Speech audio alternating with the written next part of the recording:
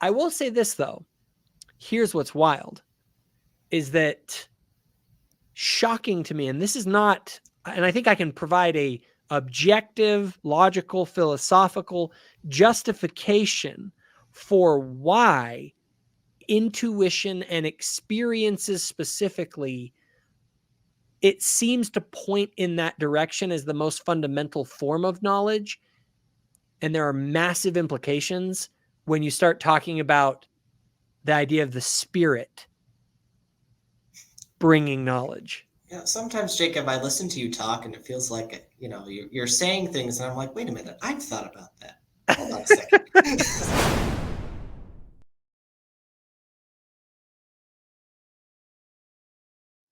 Good evening, everybody, and welcome to today's show. Today, I am joined by my friend, Zachary Wright. Zachary, how you doing?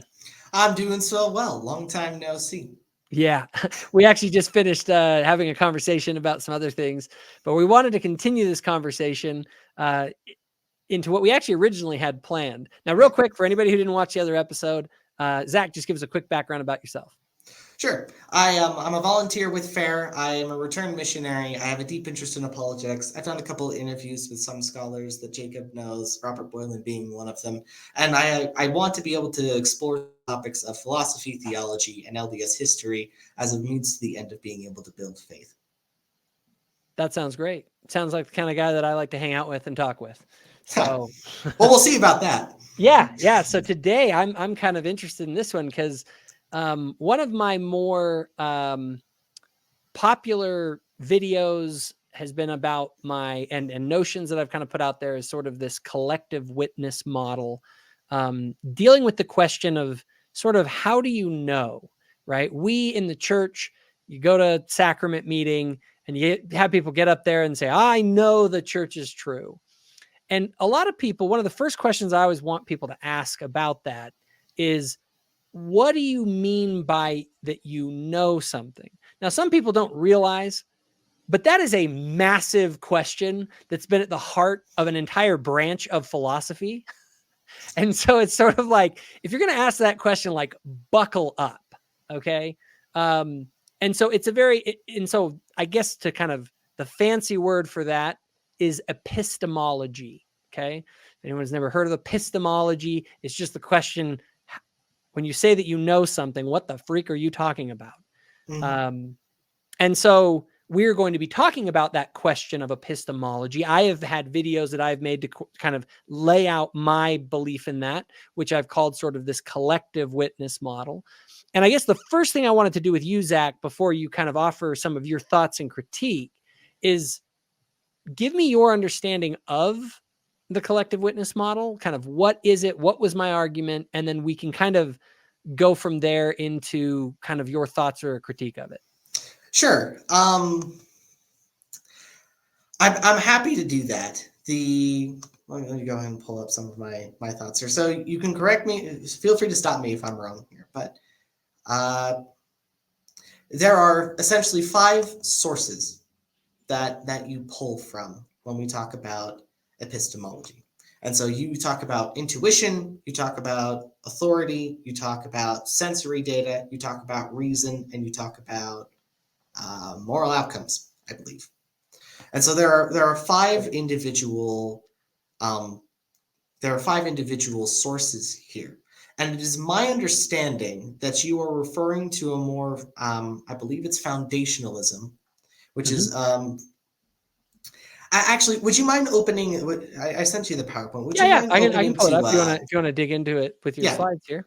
Yeah, we can do that. Let me pull them up. So quick here. We'll just go ahead and start with let's go ahead and start with we'll go with slide number 9. Okay, let me go through these here. Okay. Is it? And we might. Which one is it? You want to give me the title on it, just so I can? Oh yeah, sorry. It's it'll be Agrippa's trilemma. Aha, here it is. There we go. Got it. So this picture here is brought to you by Michael Humer's Understanding Knowledge. Okay. It's a pretty good book. I had it recommended to me by my buddy Tarek Lacour. Okay. And he had high praise about it. And when I was talking with I was talking with him about a lot of these different subjects. But basically, the idea behind epistemology is it's the study of knowledge, as you were bringing up. Mm-hmm. And the study of knowledge specifically originates around, can we know things and how do we know things? And so this kind of discussion here addresses both. So Agrippa's trilemma is just a fancy way of saying there have been a couple different ways people have tried to address the idea of how do we know stuff, but it's a trilemma because there have been several Greek philosophers began pointing out very early that there are only a few ways to understand knowledge. And they made the argument that, either reason can't be trusted because there's an infinite number of, premises you have to support. And basically the argument is to skepticism, like you can't know anything. And so Agrippa's trilemma is an explanation of what structures of knowledge are. Yes. And so there are four that can I make a quick just thing to kind of continue to frame this? So one of the big questions that you get asked is, okay, you say that I know something. People say, well, why do you know that? And you give reasons why you know that, right? But then people say, well, why do you know those things, right? It's the little kid thing, the little kid. Little kid at the playground, yeah. Yeah, why, the sky, or, we're going to your dad's house. Why? Well, because it's time for you to go to bed. Why? Well, because you need to get sleep. Why? And you can keep doing that, right? And so anytime you want to ask why someone believes something, you can ask for reasons, and that can create this problem of, wait a minute, if you can always ask why and always demand a reason, is there ever an end to that where you say, there's no other reason why? It's a self-justifying, like, it. If you're a mom or dad, you do this with your kids. You say, "'Cause I said so." It's the epistemic regress problem. Yes. And you've talked about that in your video, Exploring Epistemology, and maybe you watched it, maybe. Yeah. And so as I'm looking at Agrippa's trilemma, just so people can know what these are looking at, it's sort of like when you ask for reasons in these diagrams, you're seeing that they go back to more fundamental reasons. And I can see up there in the top left, one of the issues goes to the problem of the infinite regress of reasons. Okay. So I should mention that these are four different ways to try and address the problem. They're not just a manifestation of the problem per se. So for instance, the infinite regress, that's outlining the idea of infinitism, wherein a person says, yeah, it is an infinite regress, and that's perfectly legitimate because X, Y, and Z. Okay. And you also have other people who say, well, no, I don't like that idea. I like the idea of more kind of coherentism. That's the circular idea, where ideas only have to be they have to make sense within a specific circular kind of system of sources. Okay. And people don't really like that either because no one likes circular reasoning. And there are a couple of other critiques that Humer brings up in his book. Okay. But one of the more popular ones that is skepticism. That's the bottom right corner where it says, oh, I guess we just can't know anything. Oh, well.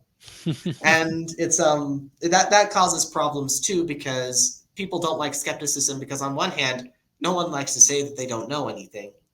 And on the other hand, it's also kind of self-refuting if you think about it, because you can turn the question back on its head. And I'm grossly oversimplifying this, but it's basically something to the tune of, well, how do you know that you don't know anything? Do you know that you don't know anything? And so it's there are a couple ways to frame that kind of response to that. But one of the things that Jacob and I do agree on is that most philosophers tend to lean more towards the idea that foundationalism or foundations are kind of the best way that we are able to understand a solution to Agrippa's trilemma or the infinite regress problem, where eventually you go back to original sources, and these sources of information are self-justified. That's the philosophical term.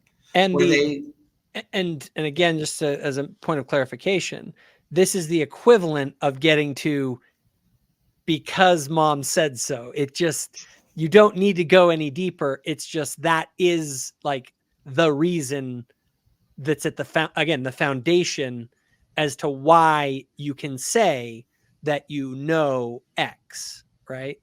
Kind of. So actually go on to the next slide here. That actually addresses your point very well. Okay. And so let's go to that next slide here. Hold on one second. I'll pull it up. So this is a quote from the book. I'll go ahead and read it real quick. So this is Emer's explanation of foundationalism. I found it to be useful. So some beliefs are justified in a way that does not depend on reasons, i.e., does not depend on their being supported by other beliefs. These are known as foundational beliefs, and their justification is known as foundational justification. All other justified beliefs ultimately depend on the foundational beliefs for their justification. Everything must be built up from the foundations. But he also adds an interesting caveat here that I thought was kind of interesting. A foundational belief is not defined as a belief that does not have or cannot have any reasons supporting it. It is defined as a belief that does not need reasons in order to be, to some degree, justified. So it is logically possible for a belief to have foundational justification and be supported by reasons.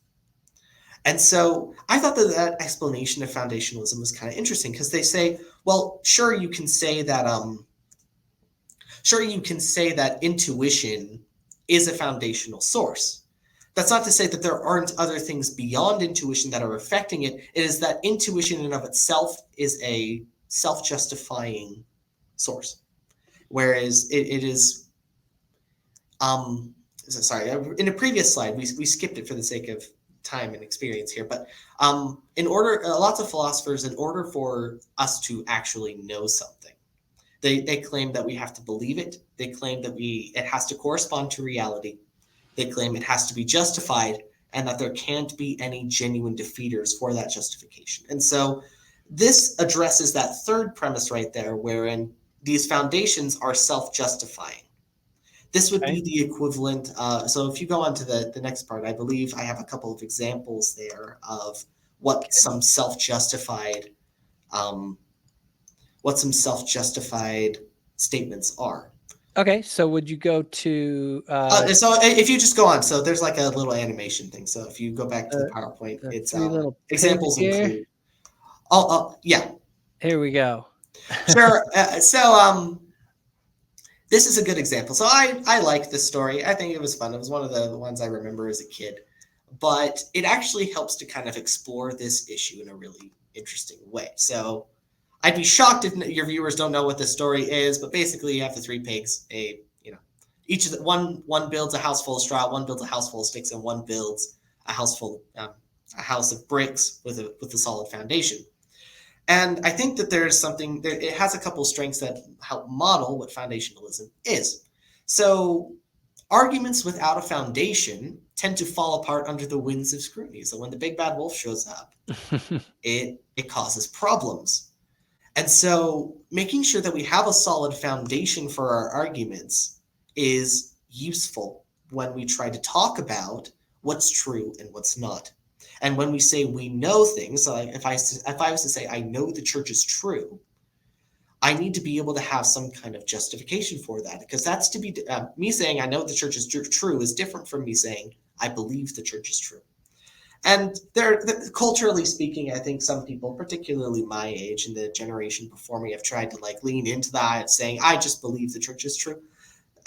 Maybe there's something to be said about that.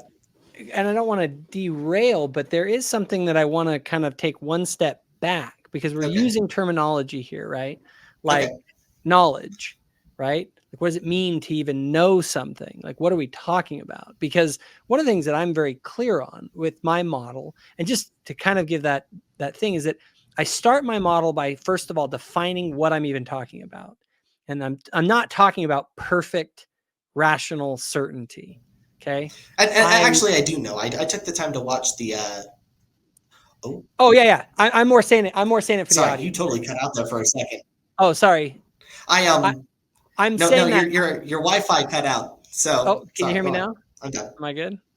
Okay. Yes, I'm sorry. I got you now. There was just a brief period where you just went completely quiet. I'm sorry.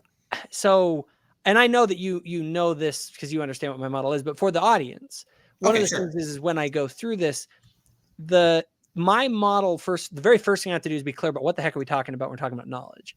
when I say someone knows something, we don't linguistically use that term to describe things that we have perfect certainty of.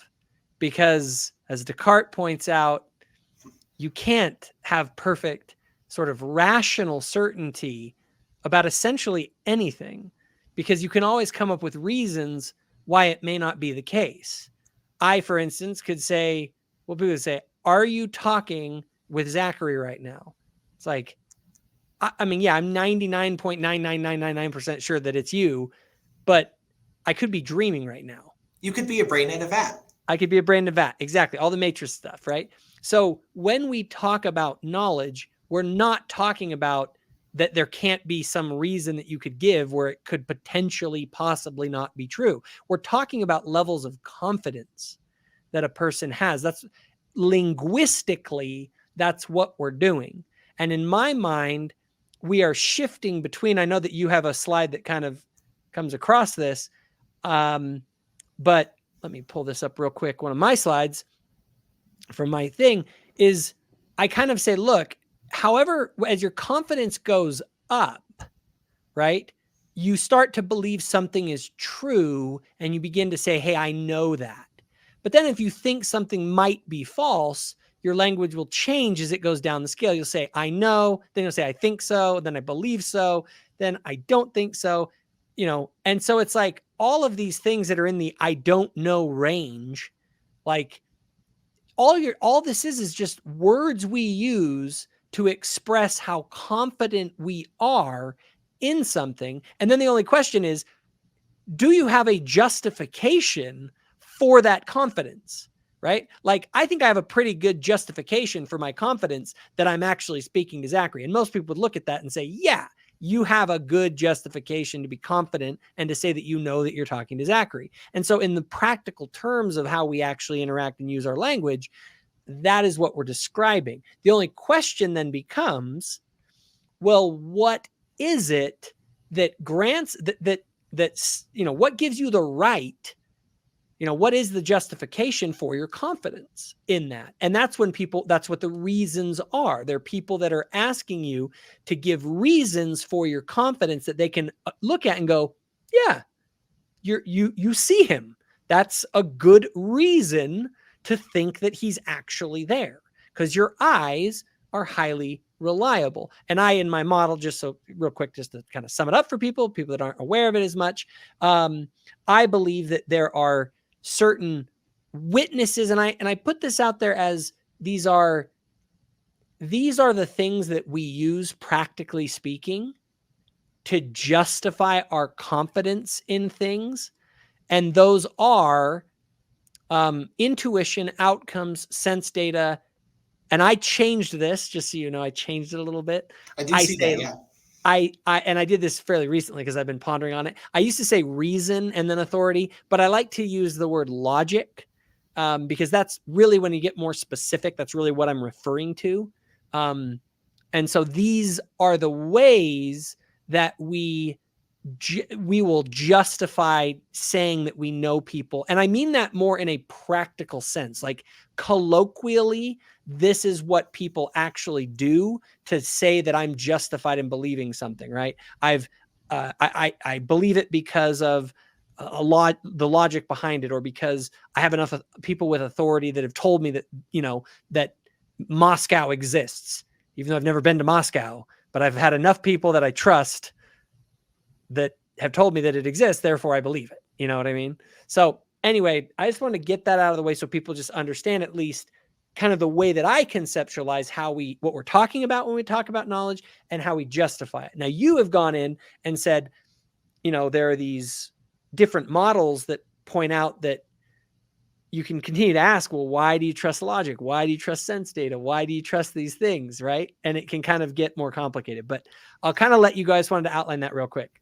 I appreciate you being able to outline that, because I know that you've taken a lot of time to flesh these ideas out on your channel.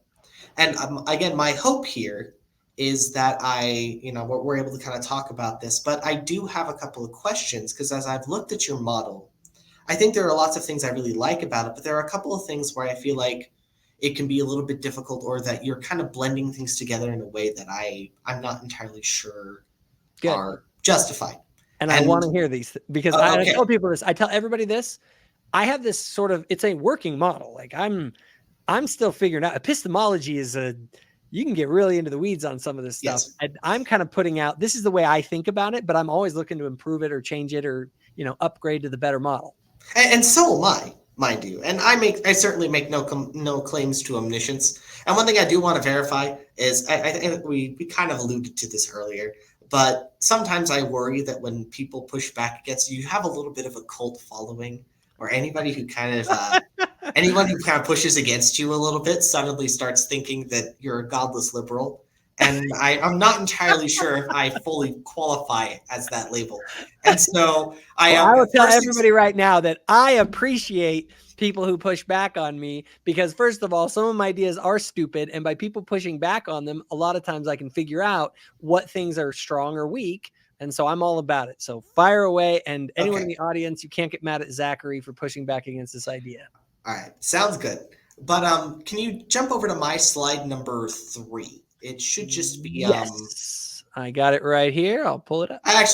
Go over to number 4. I lied. Okay. Let me do this. Let me continue. It's all models are wrong, but they can be useful. Hold on, I'm having trouble finding that one. Is it the one that shows the philosophical knowledge versus psychological certainty? Couple slides before that. We'll get to that in a second. There it is. All right, here we go. I'll pull this one up. And so I've structured this as being very, very kind of fluid. And so when I tell you just to jump to the next slide, sounds good. Because I'm very much a PowerPoint guy, admittedly. Hey, that's all good. So I heard this saying from a chemistry teacher once, right? It talks about all models are wrong, but they can be useful. So when I talk about epistemological models and epistemological sources, I'm referring to this idea that I acknowledge the idea, very much what you described, where you can very much and very easily get into the weeds with a lot of these specific subjects. And there have been a lot of complaints levied by a lot of different philosophers about the nature of knowledge and if we can actually know things. But if you jump over to the next slide, one of the stronger theories that Humer kind of outlines in his book, and I think makes a lot of sense, and I kind of alluded to earlier, is the defeasibility theory of knowledge, where people say that you can know, people say you can know things if you believe it, and it corresponds to reality, it's true. You have a justification for saying that it's true, and there's no genuine defeaters of that idea. And so for a long time, it was just those first 3. People started adding on this kind of fourth, like there are no genuine defeaters of that idea, kind of later after the fact. But it's interesting, you talk about this idea of knowledge being this certainty, and I'm coming at this from a different perspective. I'm coming at knowledge saying, I like this model of defeasibility theory of knowledge, and I think it's robust enough to where it can withstand scrutiny. And when I talk about being able to know things, this is what I'm referring to. But if you jump over to... Sure. Can I ask a quick question about this? Sure. Because one of the things on here is that X is true. Okay. So, and I know that this is sort of theoretically, but it's like is this saying you can say that you know something if you believe X is true, if X is true, and you have a justification for X, and that there are no genuine defeaters of X? Is this saying when you can actually claim that you know something? Or is this just saying, because in my mind, it's like, if X is indeed true, the question is how can you know that X is true? So it's sort of like, I feel like it's kind of like, and maybe I'm just misunderstanding. I'm trying to understand what it's. If you jump over to the next slide, it kind of explains this a little bit. Perfect. So it explains the reason why they try to distinguish between these things. So they talk about it because the philosophers have begun trying to classify these things by differentiating between certainty and knowledge because of arguments from skepticism. Where arguments from skepticism basically say we can't know anything, period. So therefore we can't know anything is true. And so by being able to posit, like having truth be one of the prerequisites to knowledge, they're able to kind of circumvent these arguments to skepticism, is my understanding. And so there's a part of me that is inclined to agree with you, though, where I think it's easy to get in the weeds. How do you know something is true? But that's why you also have these additional premises after that, talking about justification and that there aren't any genuine defeaters to this idea. Because justification in this regard would be one of the qualifiers to what is true and what is not. Okay. Does that help a little bit? Yeah, a little bit. I almost feel like I don't know if it's begging the question, but it's sort of just like, if one of the criteria for saying that you know something is true is that it is true, it's sort of like that gets into the problem of like, but if it's true, the question is, how do I know that it's true? But it's fine. Let's continue. I want to continue with this because I do think it's good that you have this distinction that you're trying to make between certainty and knowledge. Okay. Because then maybe I'll get more into it. And if you go to the next slide, there's a very clear reason why I've got a quote that kind of addresses that one. Is it this one, certainty versus knowledge? It's the one just after this. Basically, I already summarized that quote in particular. Perfect. So I have your model there actually, because I was looking at this. And so I had this in one of my episodes. I'll go ahead and read this quote. It says, psychological certainty for its part is generally regarded as being non-factive. So non-factive, that's just a way of saying, it's not saying it's inherently untrue. It's just it doesn't necessitate it being true. So certainty does not necessitate something being true. That's what they're trying to get across. In a way, just because I am certain that something is true in a psychological sense doesn't mean that it is in fact true. Is that a way of putting it? And if you go back and you look at that specific example there, so John can have no reason to believe it's raining in Paris and yet be psychologically certain that it is raining in Paris. So John might be able to say, I know it is raining in Paris, and colloquially speaking, and the way that most people do it, they would say that he knows it. But philosophers would say, well, no, he just doesn't know it. He just believes it. He's certain of it. And the way that you really know something is if it's actually true and you have justification for it being true. I see. So, well, and I almost want to make a little bit of a distinction there, not to split hairs too much, but if a person, like, do they actually have knowledge? You can know something if you have a sufficient justification for using that language. At least in my mind, this is the way I'm thinking about it. It's like, because to say you know it's a linguistic function. I'm trying to communicate something to another person with that word I know. And so in my mind, it's sort of like, what am I communicating when I do that? I'm communicating my psychological certainty, and I would assume that we would say, well, if you're going to communicate your psychological certainty, you should have justification. You should be able to provide reasons that would let the rest of us know that your psychological certainty is valid and that you're not psychologically certain about things that you should not be psychologically certain right about. So that's exactly their point. So the idea is that we are philosophers are trying to distinguish between people who are psychologically certain about something and people who have a justified true belief. That's how they would classify knowledge. So knowledge is not just someone who says that they feel certain about something. It's someone who can provide justification for that certainty. Yes. And so in a way, you're actually right in pointing out the idea that when people say, I know something, they are actually communicating their certainty about it. What I am pointing out is that that's not how everyone uses it. And when we're talking about the realm of epistemology, the way that you are classifying, or at least the way that you're using the term knowledge, or like that you're actually more, it seems to be more closely associated with levels of confidence than it is with what philosophers would refer to as justified true belief. That is a fair way of, that's a fair critique. because I don't make that sort of a distinction, generally speaking, in the video. I'm more going off of what people, again, sort of colloquially, what they're communicating by the word, by saying that they know something. But I do believe that the real question, as the philosophers are pointing out, is it isn't that someone feels a certain way. It's that, is their feeling based on anything that the rest of us can look at and go, yeah, that's, you do have something beyond just a feeling.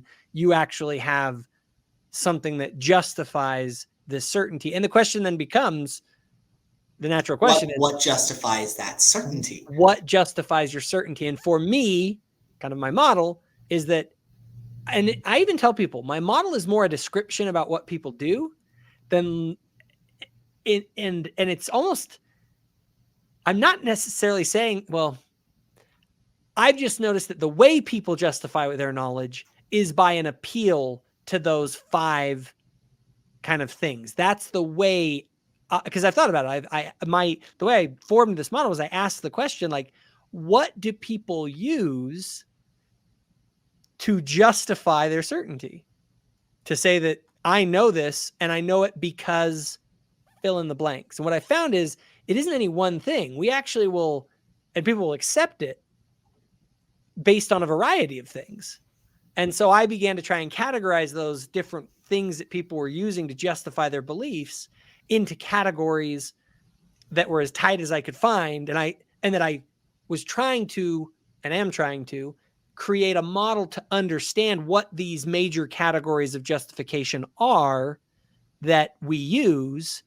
And then also ask, should we use those? Are those valid in justifying our certainty?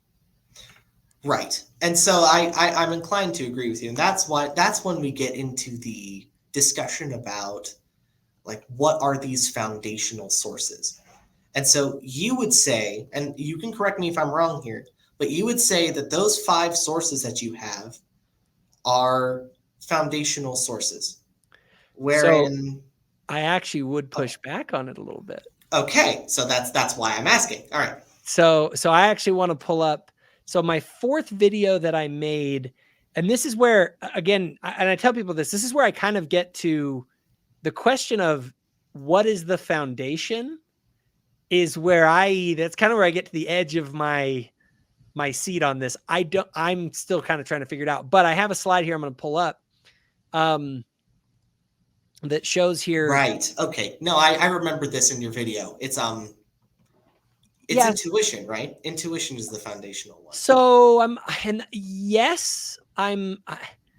this is basically what I came down to. Okay. I began to notice that there was an interrelationship between what I kind of felt, well, my initial thought was that all of these are foundational, right?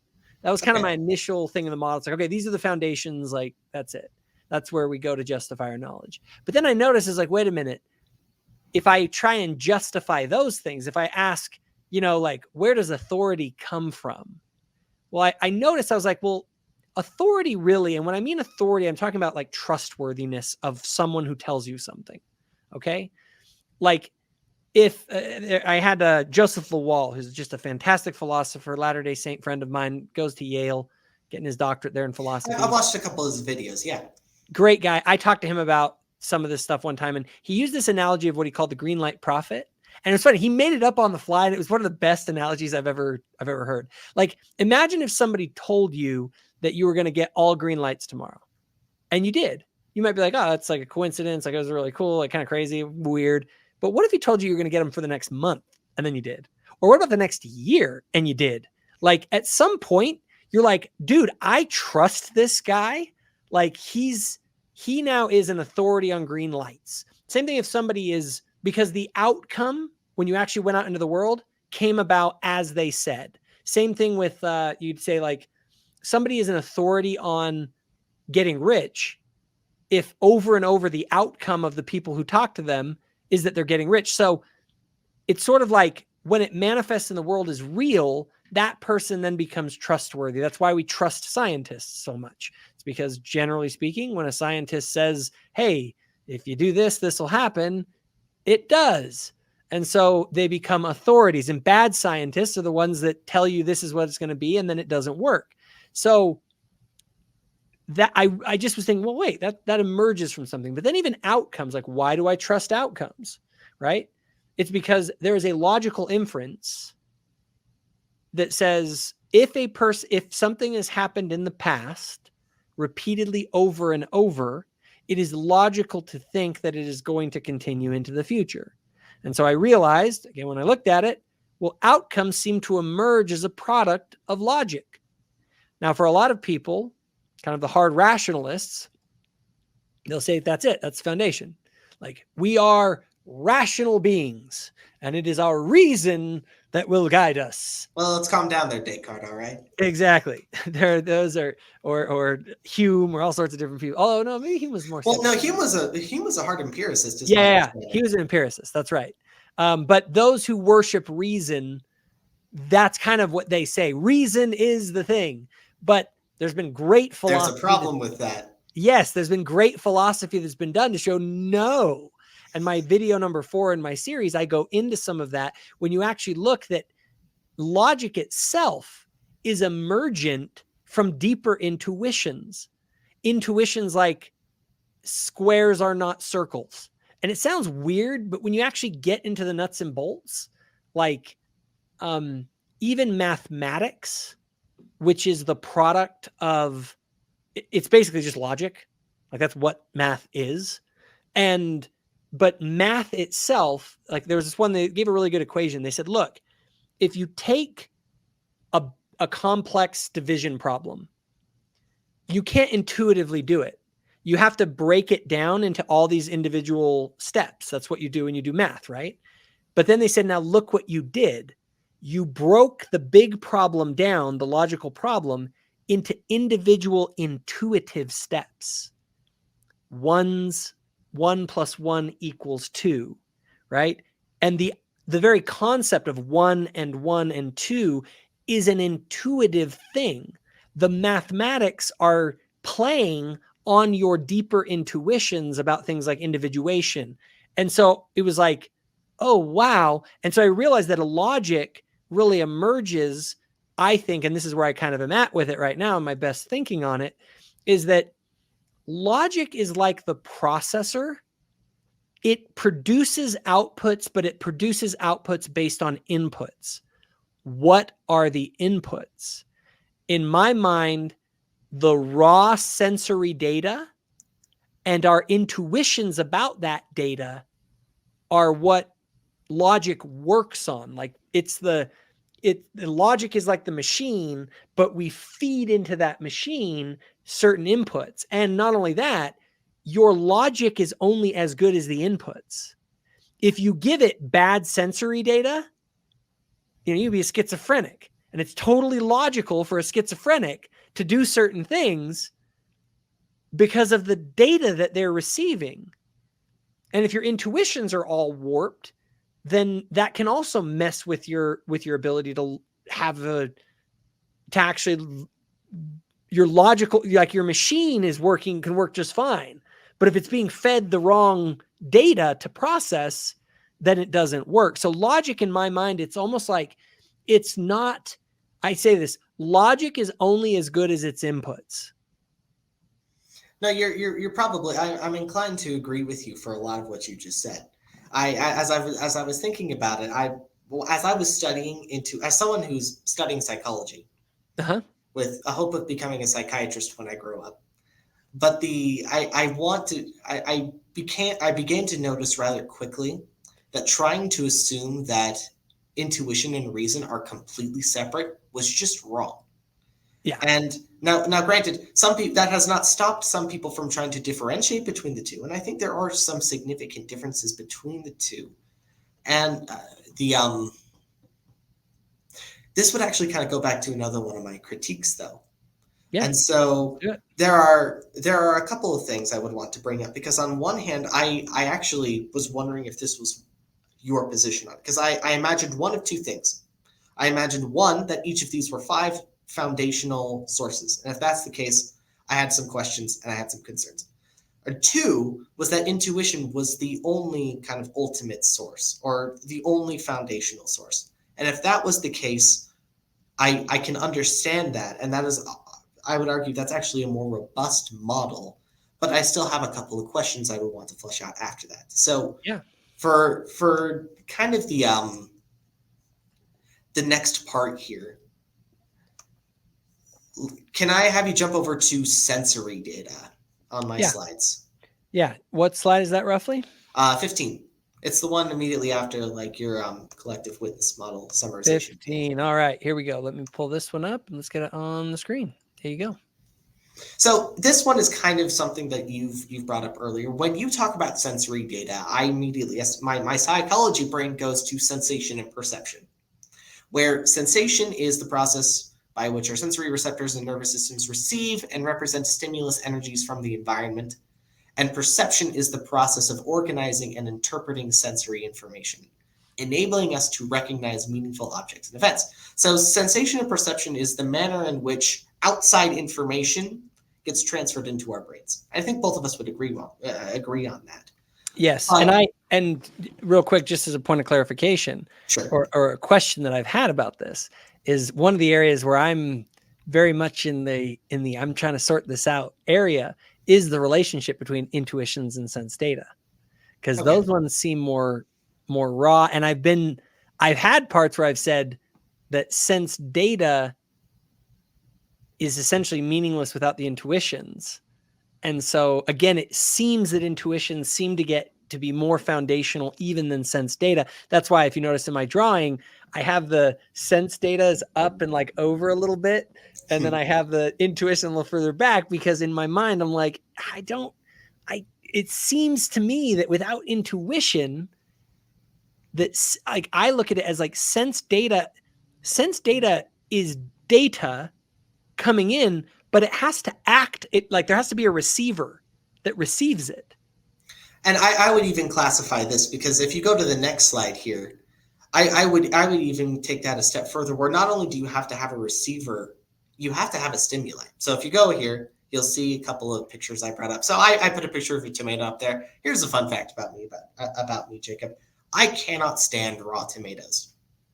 I cannot stand them, whether they're on a burger, on a salad. I've tried multiple times to like raw tomato. I've even tried them as I've gotten older, because I tried them when I was young. I didn't like them. As I've gotten older, I still try them every now and again with a vain hope that maybe they'll grow on me. But you gotta have them on burgers. I'm not big on the just raw, like people do that. Not my thing, but on a burger, they're good. Why would you taint a burger like that, Jacob?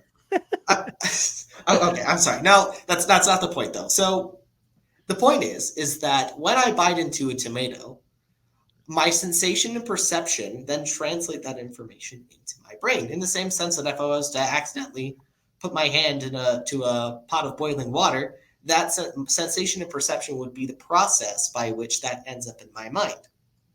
But here's the problem, though. That's not the foundational source. Sensation and perception, by that definition, cannot be the foundational source, because stimuli, the original actions of putting it's the tomato, it's the stimuli itself that ends up having to be the foundational source, not necessarily our sensation and perception that does it. So let me see if I can understand that. Does that make sense? Yeah, go ahead. I'm trying to parse through that. So what you're saying is that the sensations you get are triggered by the object itself. And so it isn't the sensations that are fundamental, it's the object itself that's more fundamental than my sensation of it. Is that sort of what you're saying? Yes. Like and I would say that the tomato is more fundamental than the sensation of the tomato that I'm having. I would say that's true. Yes. And that kind of bridges some stuff across the subject object divide, that Cartesian duality that we wrestle with. And let me push back a little bit on that idea. Okay. Because in my mind, the object isn't even involved in the process of knowledge until it interfaces with the person that's experiencing it. In my mind, kind of what I tend to come back to, if I want to posit a potential foundation for knowledge, is experience. Direct, and I don't mean experience as in like the things that you see, it's the experience of seeing, right? It is the, like, you've had a, to me, it gets back to sort of Descartes' idea of I think, therefore I am. I think, therefore I am is sort of an experiential justification of knowledge, right? It is the experience of thinking is the justification for the fact that I exist, right? Okay. Because that experience exists and some agent is having that experience, therefore that agent exists. And I think to a certain extent, I would look at the tomato as being, it isn't, the tomato by itself is irrelevant to knowledge until it interfaces with an agent who experiences it. And that experience is the foundation. Right. And I actually agree with that. I would actually state that it is the behavior outcome that becomes the foundational source. And so the flesh that out a little bit. What do you mean by that? Okay, so this is a good point. So you would call it sensory data. I would refer to any kind of behavior outcome as being a foundational source. You talk about I think, before therefore I am. That's a positive action. And I see. It is the act of thinking. It is the act of thinking that is self-evident. And that's why you're able to come to that conclusion, I think, therefore I am. And so I would say that existence is a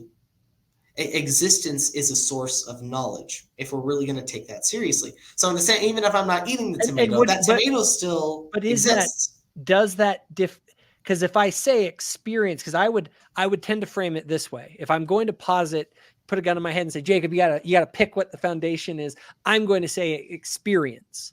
But I would say that, okay, let's break down what an experience is. An experience has to do with action. It has to do with behavior outcome, which is what I would say. I would use the term behavior outcome. So behavior outcome. So you would break what I'm calling experience, you're calling behavior outcome?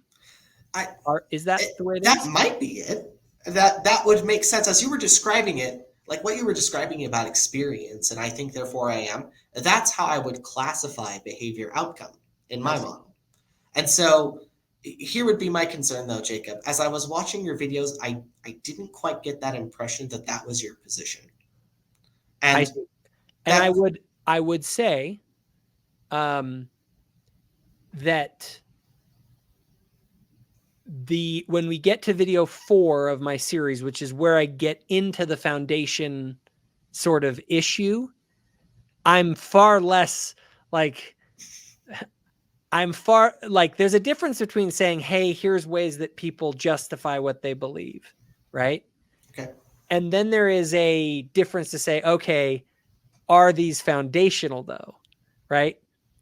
Those are two very different questions. I think that I can demonstrably show that people will justify their claims to certainty using those 5 criteria, right? Gotcha. Okay. So again, it goes back to that same problem you ran into earlier about like using knowledge either in like the justified true belief sense, but also using what people just say when they talk about knowledge. Is that about right? Yes, and that's very much one of the challenges here, because, and I've had to sort of make this distinction with people that have brought this up about the model.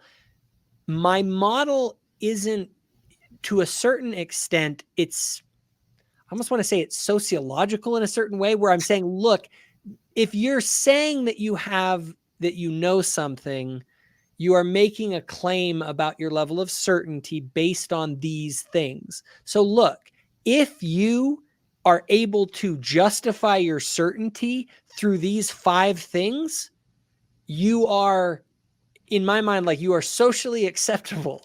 Like, don't think that you are some weirdo because you say that you use these 5 witnesses to sort of interpret the world. That's what we do as human beings. These are indeed tools that God has given you to understand and in some way experience the world. But I think that then there's a second philosophical question, because then, and this is where you get deep. This is where it gets crazy and like almost hard. And this is what we're trying to do here in this conversation. Is like, okay, your 5 things, like, let's sort of question them the relationships between them. And let's not look at this from the idea of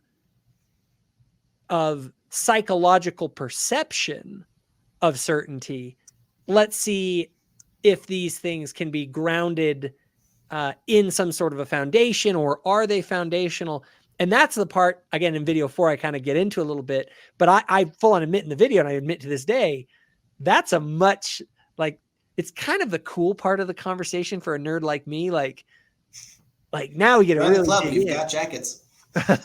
Well, I will say this though.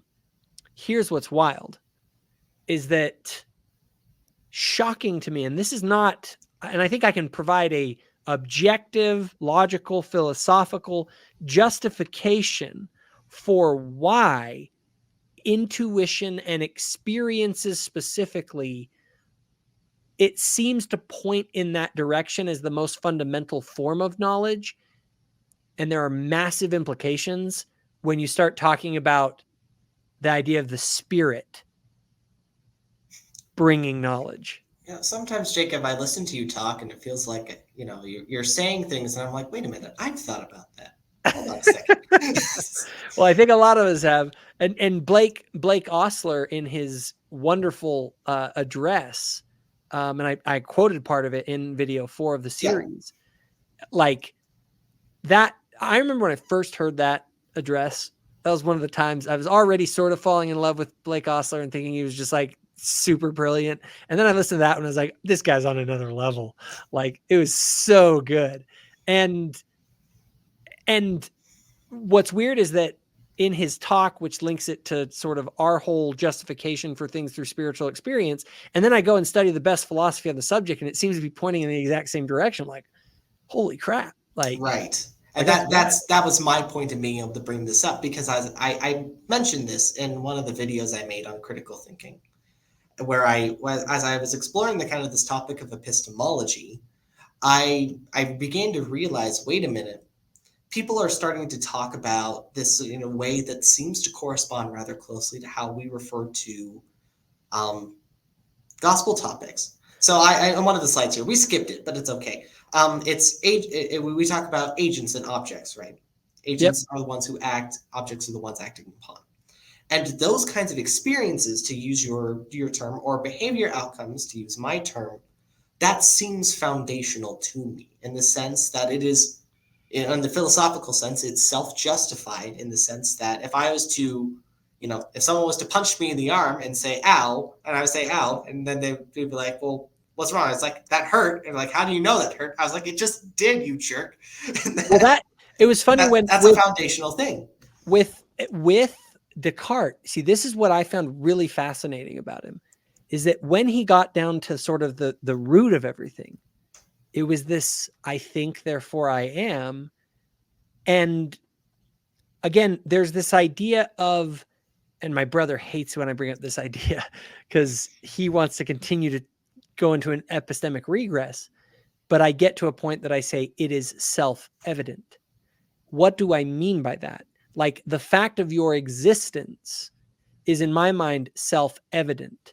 My brother, for instance, atheist, likes to question me on these kind of things. Very skeptical. I've watched a couple of his videos. I don't find him incredibly convincing, but I do watch his videos in an attempt to understand what people who differ in my perspectives have to say about the subject. But go on. And he says, so he gets really annoyed when we talk about agency, for instance, right? Free will, that kind of stuff. And I get to a point with the agency argument, it's self-evident. Like, it's sort of like I punched you in the arm. I could be like, well, how do you know you have agency? Because I just chose to do that. It's sort of like, I can't justify this any other way except for that, like, I'm doing it right now. Like, what else do you want me to do to justify this? To me, when it comes to things like agency, when they make these arguments to say that we don't have it, in my mind, there's a side of me that's like, you're wrong. And I know you're wrong in the most essential way that you can know anything. Like, I know it in the same way that I know that I exist, right? I don't have to provide you with any justification because it is evident to the self in a way that is like I can't not know that, because what I mean by knowing is that the experience of actually having agency. Now you'll say the only way they can get around it is they say, well, that's an illusion. Well, that's, in my mind, that's like saying that my existence is an illusion. I mean, yeah, you can say it and you can make a case for that. Everything I experience is an illusion. But it's like when you get to that point, I'm just like, I'm sorry, I'm not convinced anymore, because I have a greater trust in the actual experience of my being than I do in your, like, oh, you got to provide another reason. I'm like, no, I don't have to provide any more reasons. Like, we've reached bedrock. Well, it's a non-falsifiable claim. Like if someone was to say, well, I mentioned the brain in the vat, right? Mm-hmm. And so there's no way for me to prove that I'm a brain in a vat. And there's no way for anyone else to prove that I'm actually a brain in a vat. And so the question at that point becomes, okay, I understand that. You can believe that if that's true, and you might even be able to provide a couple of reasons. But doggone it, you better not use that argument to say God is a non-falsifiable claim when we talk about bearing our testimony, asking about God's existence. Because if we're going to do that, let's at least try to be consistent. And so not saying that like atheists by and large do that. I doubt that they're using that kind of argument about like the brain in the vat to try and like trip people up in terms about skepticism per se. But that's something we have to be willing to consider. But that your explanation here is also important for me to know, because I watched your video on epistemic regress, and I thought it was really insightful in a lot of different ways, but it did kind of outlined a couple ways in where I think we differ in our approach, where I would skip the sociological stuff that you were talking about of sensory data, authority, and that sort of thing, and just immediately jump over to kind of these more foundational things where I would say behavior outcome, or in your words, experience. I would cite intuition. And to an extent, I also would appeal to reason as being foundational, at least in some way. And by reason, do you mean specifically logic? Specifically, I would use specifically logic, and the because in the sense that technically, the way I view it, it's A is equal to A is a logical statement. And that can exist. You can either look at that intuitively, which you mentioned earlier, like 1 + 1 is equal to 2. Yeah, that's an intuitive thing for us, but it does not have to be intuitive. So for instance, if you're 3 years old and you're learning, how to read and that sort of thing, reading is certainly not intuitive. But it is by using conscious analytical thought, that can exist independent of intuition. Therefore, in my view, it would be viewed, at least in some way, as foundational. Now, I'm not entirely sold on that myself. Like, I acknowledge there's a bit of a slippery, there's a bit of a there's slipperiness there, though. So let me probe into that one, because I've had a very similar sort of thought as I've explored this, and that is, if logic exist without intuition? And I don't think that it can, because I think fundamentally logic is an intuitive process, right? I think that, and when I mean intuitive, I mean something like it is something that only makes sense to us because of our experiences that we have had in reality, right? Like logic, if you hadn't experienced reality, this sort of confirm that A equals A, it's sort of like, I don't think it would make any sense. It may be true still that A equals A, but I think the only reason that you can know that is through an experience. And I would say that I had to realize something too, because I ended up coming up with this controversy because I kind of get into the Descartes thing, and you can't really know anything for sure. And then I was like, wait a minute, but the scriptures are kind of like, you can know things, like, right? And yeah. And then I'm like, well, is that just like a contradiction? But then I realized they're talking about spiritual knowledge. And in my mind, like we almost are obligated to a foundational view of epistemology if we're Latter-day Saints, because we have to say that at the root there is like you can know things. But we then have to ask ourselves, if knowledge is actually experiential in nature at its foundation, it changes the game, because it's sort of like you can know that you have agency. How do you know it? Because like you are doing it, like it's part of you. And there is a sense in which this, you might, and this is what I mean, you can wrongly interpret an intuition through bad logic, right? Remember, intuition is being fed into the logic machine, and you can be really bad at logic, and therefore you can interpret some intuition into being something that it's not. So you rationally articulate that this experience means X when it didn't mean X because you're really bad at logic. But you can't deny that you had the experience itself. The raw data, as it were, is like that happened and you can know. And we use the word know in English because I spoke Spanish on my mission. I got to experience Well, so it. did I. Oh, okay. Very cool. Yeah, so I didn't mention this, but I served in North Carolina, but I also served in the Dominican Republic. Oh, okay. Awesome. So, Saber y conocer. Conocer.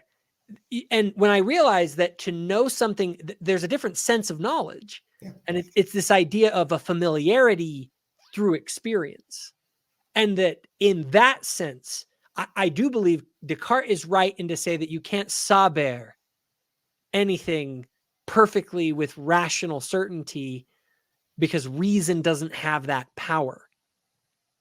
But you can conocer things, and you really did conocer them, right? You really did have the experience. But when you go to process that, articulate it, that's where sort of where we screw it up, as it were, right? Our language kind of falls apart in that regard. Yeah, it's very difficult to do, but it still goes back to that same thing. In my mind, the magnet keeps pulling, and I'm still obviously open. I want to hear other ideas, but the magnet to me always seems to pull back to experience being a foundation, and that I can't see, and I really want to hear this, because if people want to posit, like my brother, an infinite regress, I think that leads to a radical skepticism where nothing is ever justified, really. And so I don't like that. I think that that's just wrong. And so as a foundationalist, I have to ask, okay, well, what's the foundation? And I've never found a more compelling argument for what is, because the only other thing that people try and posit is they try and posit logic, essentially. You're right about that, because they're very quick to dismiss intuition, notwithstanding the research that indicates the close relationship, if not dependence upon intuition, that logic has, and reason and analytical thought has. And as I'm thinking about it, I do need to be careful, because I'm kind of bouncing around in my mind between I keep on using the term logic and conscious thought interchangeably, and that's a very psychological thing for me to do, and I need to stop doing it, because logical arguments are a philosophical thing where you stack premises on top of each other and arrive at a conclusion. And analytical thought is a little bit different than that. Similar, but different. But the mere fact, in my opinion, is, and I agree with you in the sense that intuition is certainly foundational, and that experience is foundational. And then there's a great book that kind of explores that viewpoint in the scriptures. You're probably familiar with Jeffrey Thane, right? Yes, huge fan. I'm a fan of him too. I've liked his conferences. I'm excited to see him in this upcoming conference as well. He co-wrote a book, though, with another professor I really like named Ed Gant, called Who is Truth? I read it. So did I. I remember reading it, and it just blew my mind. I'm surprised, though, because I need to reread it, because I read it like when it first came out. I've known Jeffrey for a while. We've been kind of online interlocutors occasionally. He's way smarter than me, though. and anyway, he that book came out and I got it and I read it, but it's funny because like it's one of those ones that I want to go reread because at the time I don't know that I got like I could tell that there was a lot of great stuff in there and it was really profound, but I think that if I read it again, I might like, oh, like it's even more profound than I realized. Well, be careful, Jacob, because it also it posits the theory that directly goes against your idea about God being subject to moral laws. Oh, well, then he's going down then. I'm sure that's how that works. Anyone who disagrees with you is just objectively wrong. They are 100%. No, actually, I'd love to have that conversation with Jeffrey about these topics. See, my thing is this: a lot of people think that because I aggressively defend a position that I'm somehow like that I don't think that I could be wrong. No, what I like to do is put forth the strongest case of my arguments and then hopefully see if someone can beat it up, because then it's like, okay, like this other argument is better than mine. Like they really beat it up, but I'm also going to defend it because I want to try and like really see if it's strong and can hold up to the heat. Right.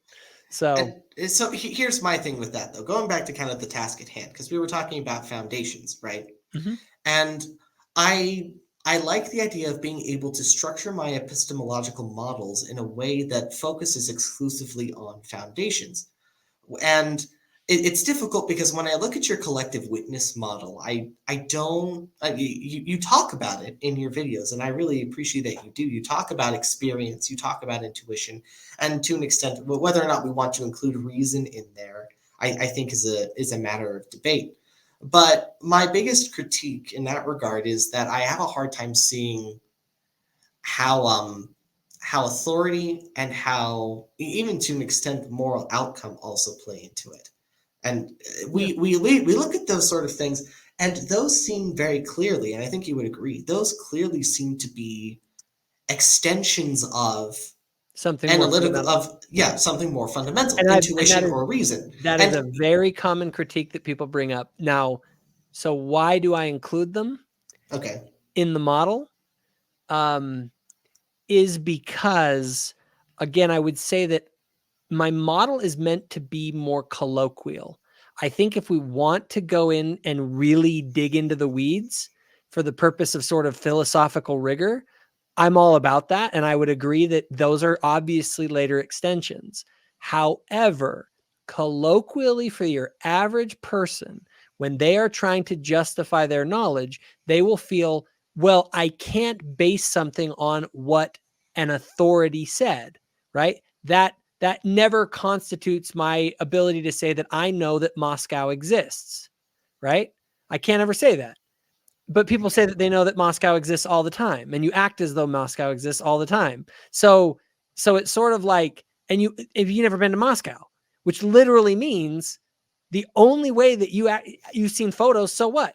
Those photos are just a representation given to you by someone who made that picture that you believe is actually producing correct images, right? But here would be my pushback on that, though, because what you're describing is like being, like authorities in that regard. I feel like can easily be summarized by just like behavior outcome or experience. You can experience somebody telling you that Moscow exists and then use intuition and reason to classify those as being that the assertion that Moscow exists as being authoritative.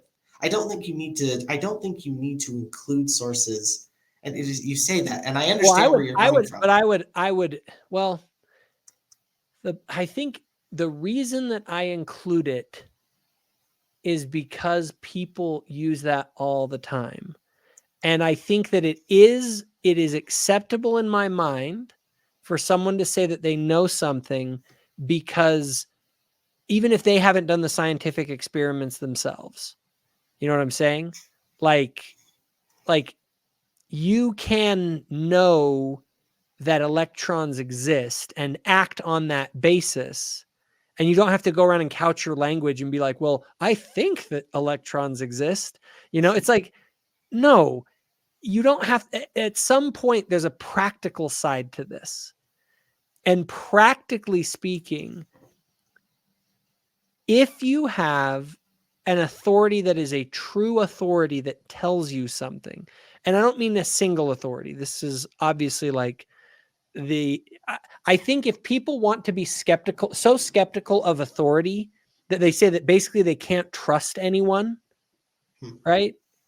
That and people can get that way where they're sort of like, I don't trust what the science says. I don't trust the consensus on this. And I think that there's reasons to doubt the consensus on various issues, but there's also, it can lead to a radical skepticism of any authoritative voices out there at all. And I think that practically speaking, you need to give weight when it's funny because I can use it in both directions. I can say on one hand, you should give weight to the consensus of medical authorities when they tell you certain medical things. Like if the 12 greatest brain cancer surgeons in the world tell you something and they all agree, that should carry a lot of weight epistemically.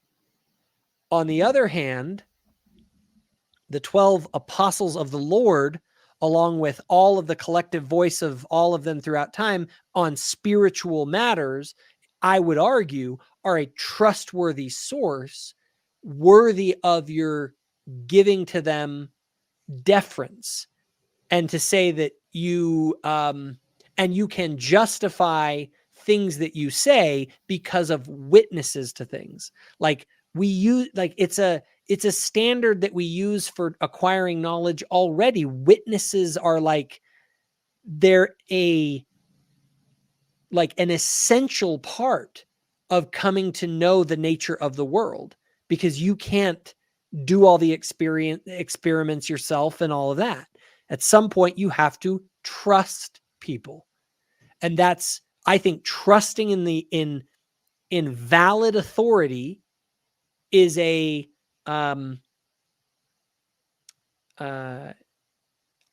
obviously is not foundational. Obviously, I wouldn't say that, but it is one of the key ways that we justify the things that we say that we believe are true. And I understand that, and I respect that, and I don't like it. and to a certain extent, I agree with you, because if you really want to philosophically pick it apart, it's not foundational. And it does seem arbitrary that I would include it in this list.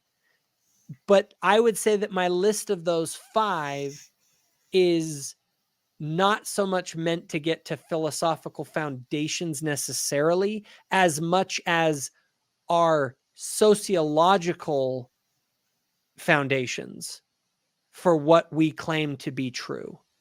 And that does a lot of good for me to know that that's how you're framing it.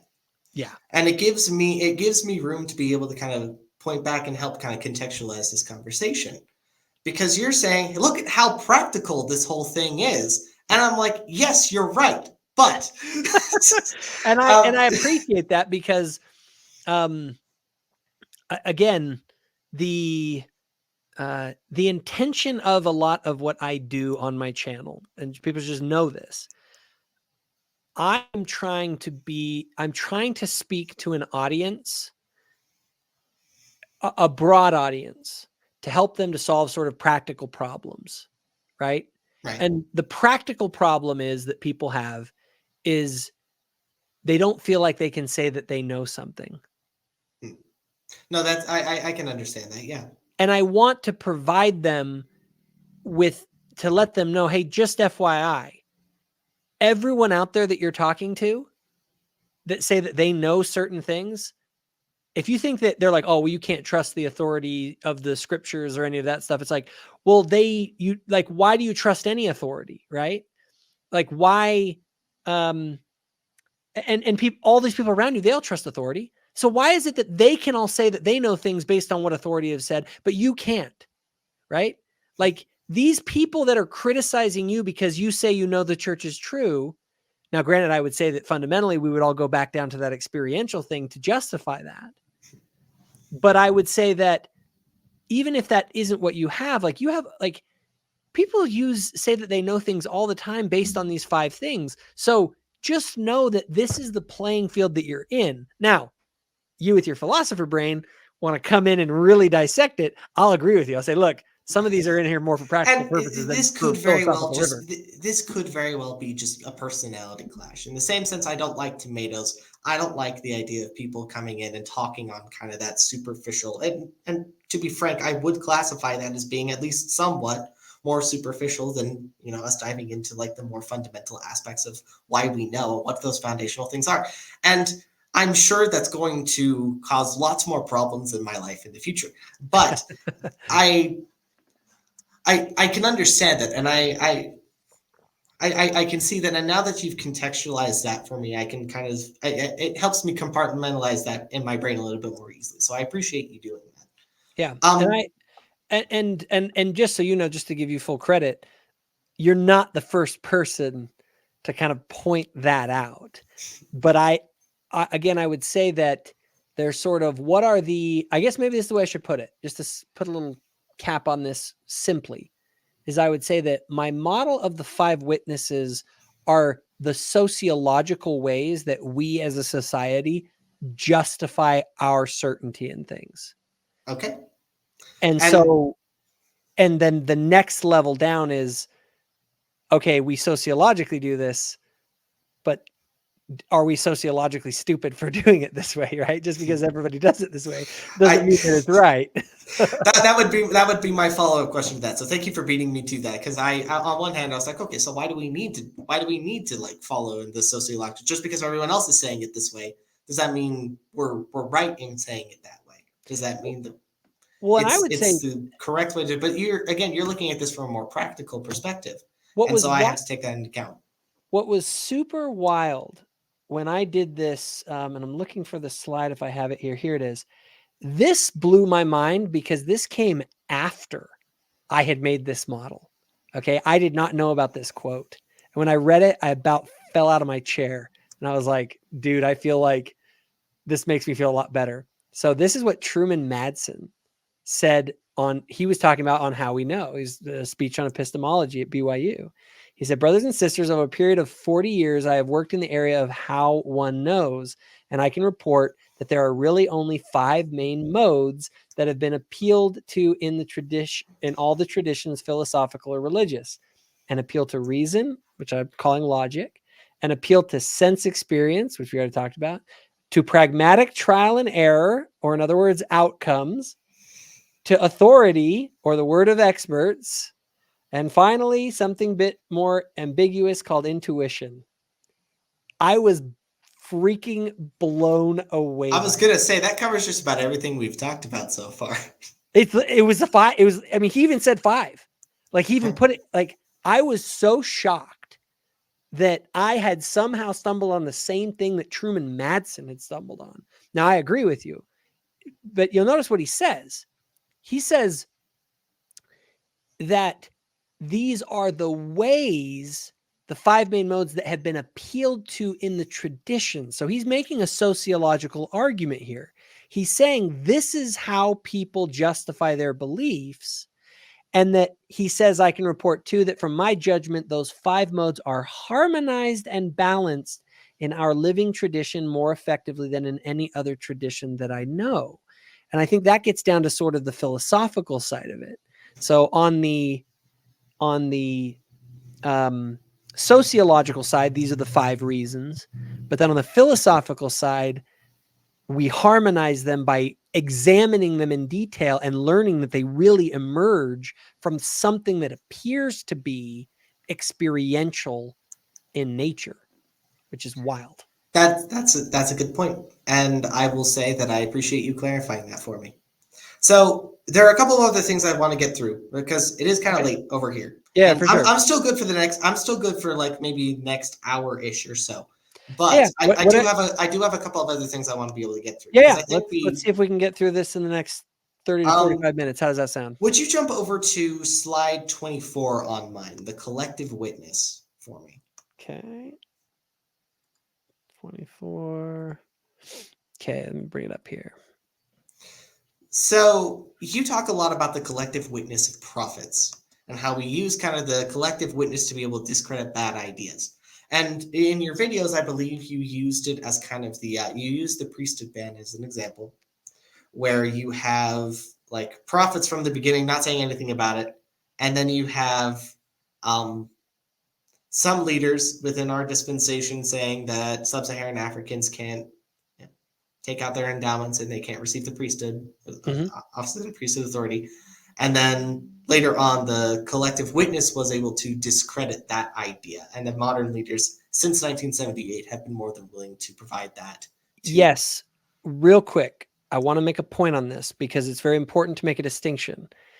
A lot of people think that my collective witness model just is talking about like what the prophets have said. And I can use it to say, look, I can refer to the collective witness of the prophets, because one of the questions is how do we justify ourselves when it comes to what is doctrinal within the church, right? I don't equate that whatever the church, like there's the old question, well, what is doctrine? Like, how do we establish what is or isn't doctrine? And there's a big debate around that. In my mind, doctrine is the official teachings of the church, because that's the same definition I would use for the Catholic Church, right? What's Catholic doctrine? Well, it's what they officially teach and believe. And I think that that is best established, not through sense data, not through, not through reason or logic. It's established through authority that the church is given. The church's official positions are what the brethren, the people who hold the keys to such, say that it is. It could be right, it could be wrong. Like that's a separate question philosophically. But you can't make the case that, like, I look at it and I say, well, what could be more authoritative than the authorities who hold the highest authority in the church, right? Okay. Like, and so when I do that, now we could say, well, it's whatever the current church leaders say. And I would say, yes, in a sense, that is the current doctrine of the church. They hold the current authority. But if I were to say, like, what is the doctrine of the church writ large over all time?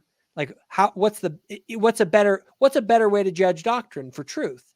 Is it better to use whatever the current leader says and that whatever he says is the official doctrine? But how do I say that all doctrine is true?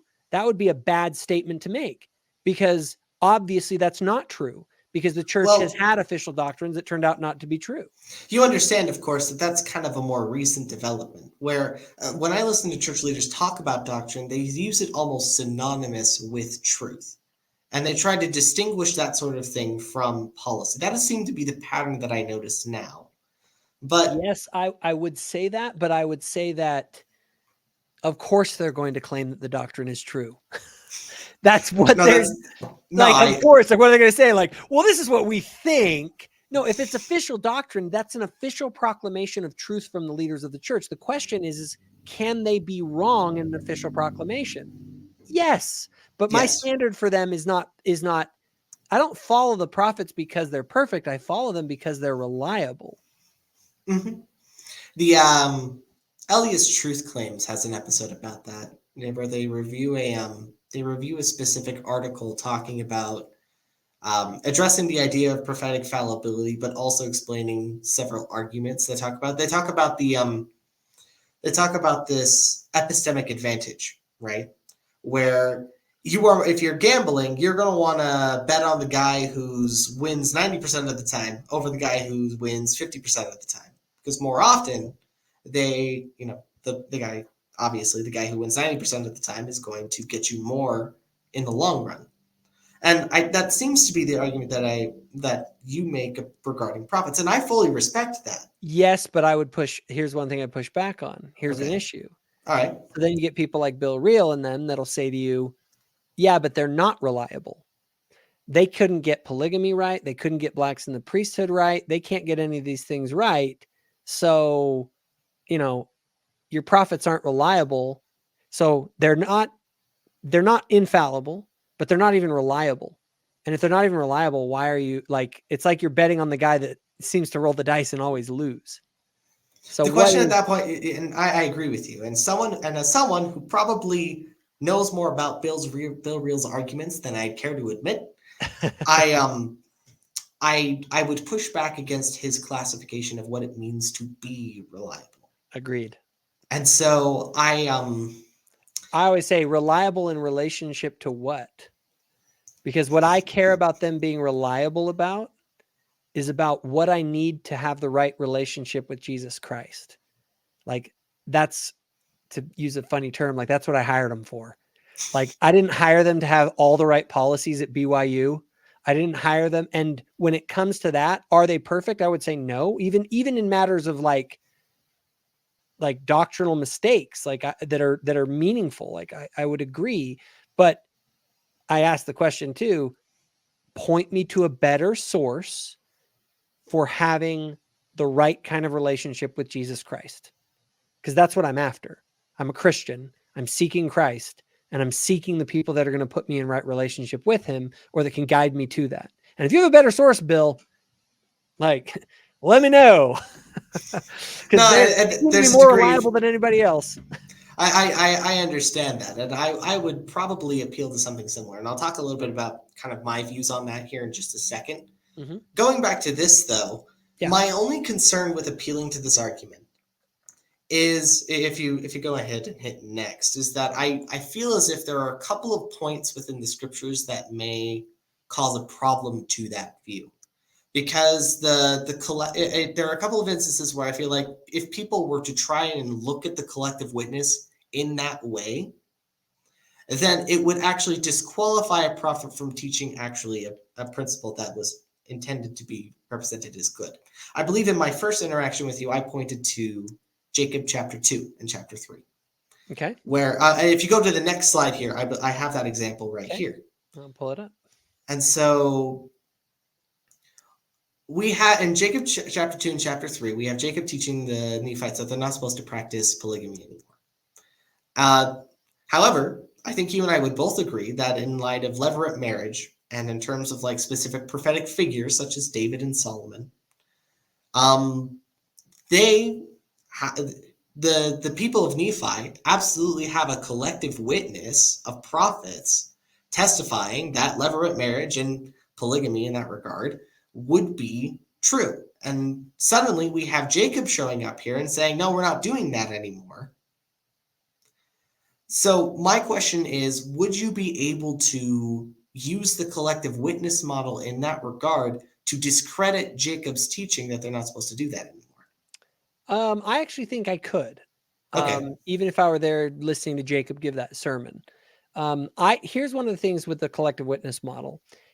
It has to be, the problem isn't having a new doctrinal thing or whatever. The question is consistency. Does it create a contradiction, right?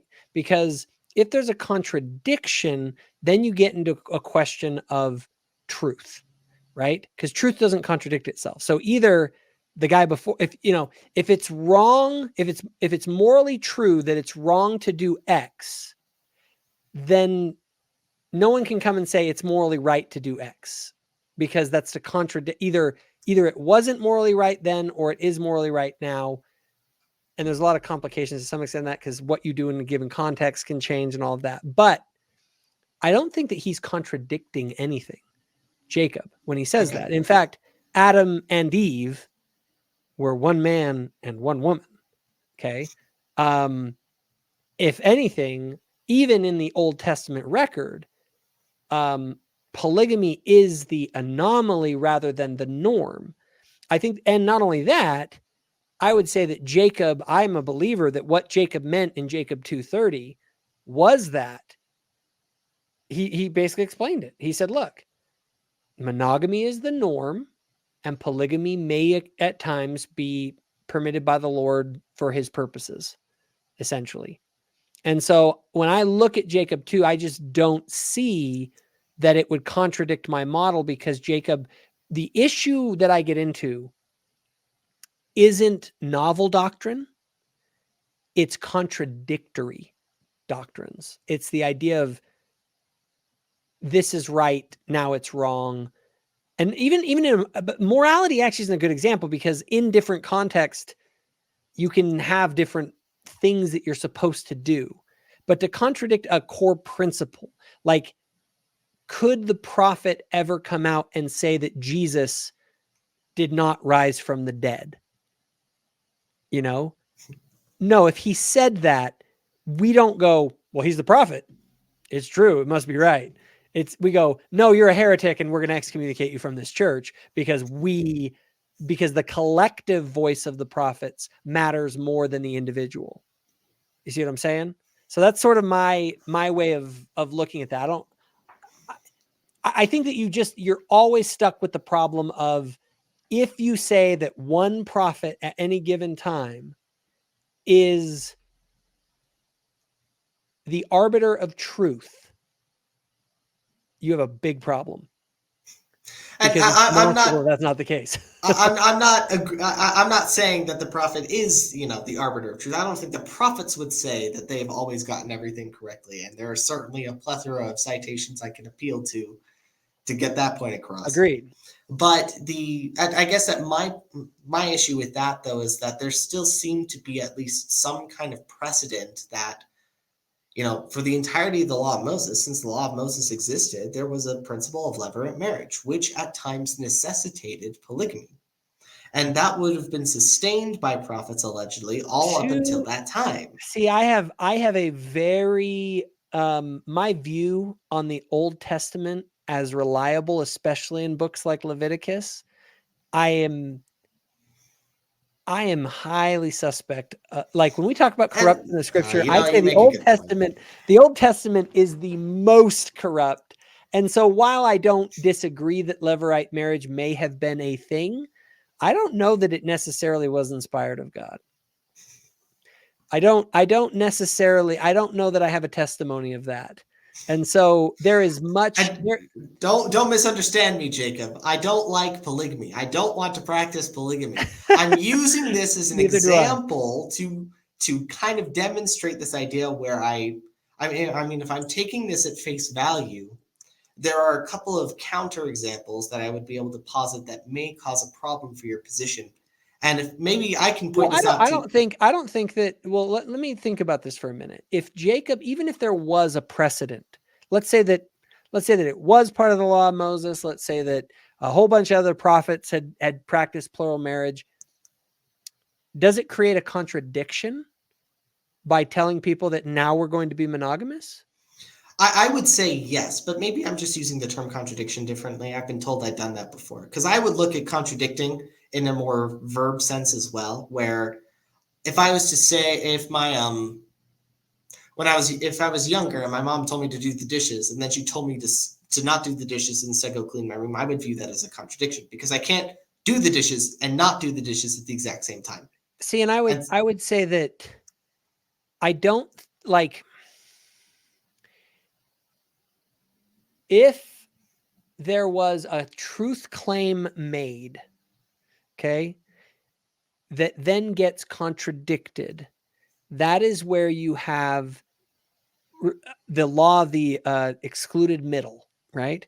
Both cannot be true, right? Okay. You can't say that this is true and then it's not true now and say that those are both, that those two statements work.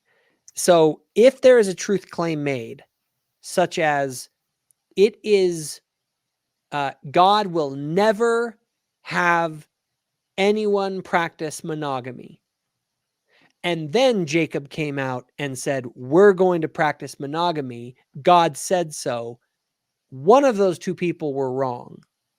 Either God never commanded it from the beginning or he commanded it later. So it comes down to the real question is this, and I use that word, a truth claim, because truth doesn't change. Truth cannot have contradiction. And I don't know that I see a truth claim being made in the Old Testament about polygamy.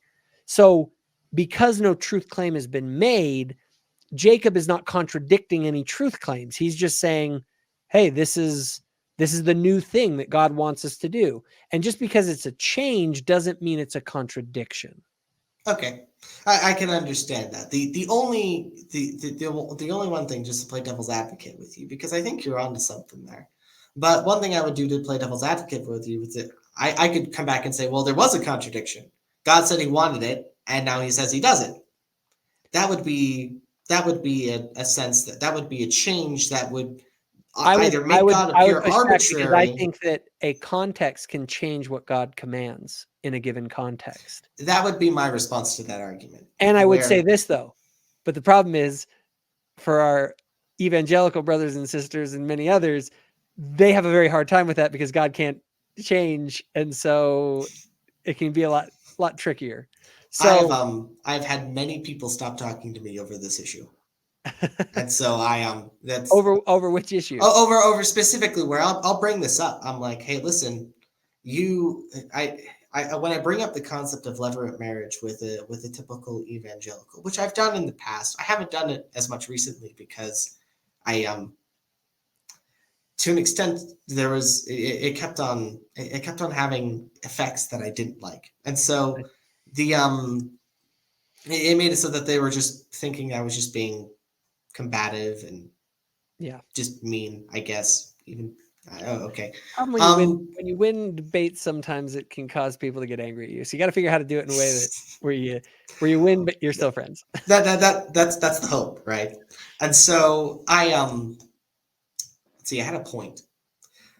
I would say that in light of what you describe about the collective witness model, specifically about truth claims, I can kind of understand that a little bit more. When they're saying that, have the collective witness of prophets saying Jesus Christ not only will appear in the Old Testament, saying Jesus Christ will appear, and then post his resurrection, it's like Jesus Christ is risen. This is the gospel message.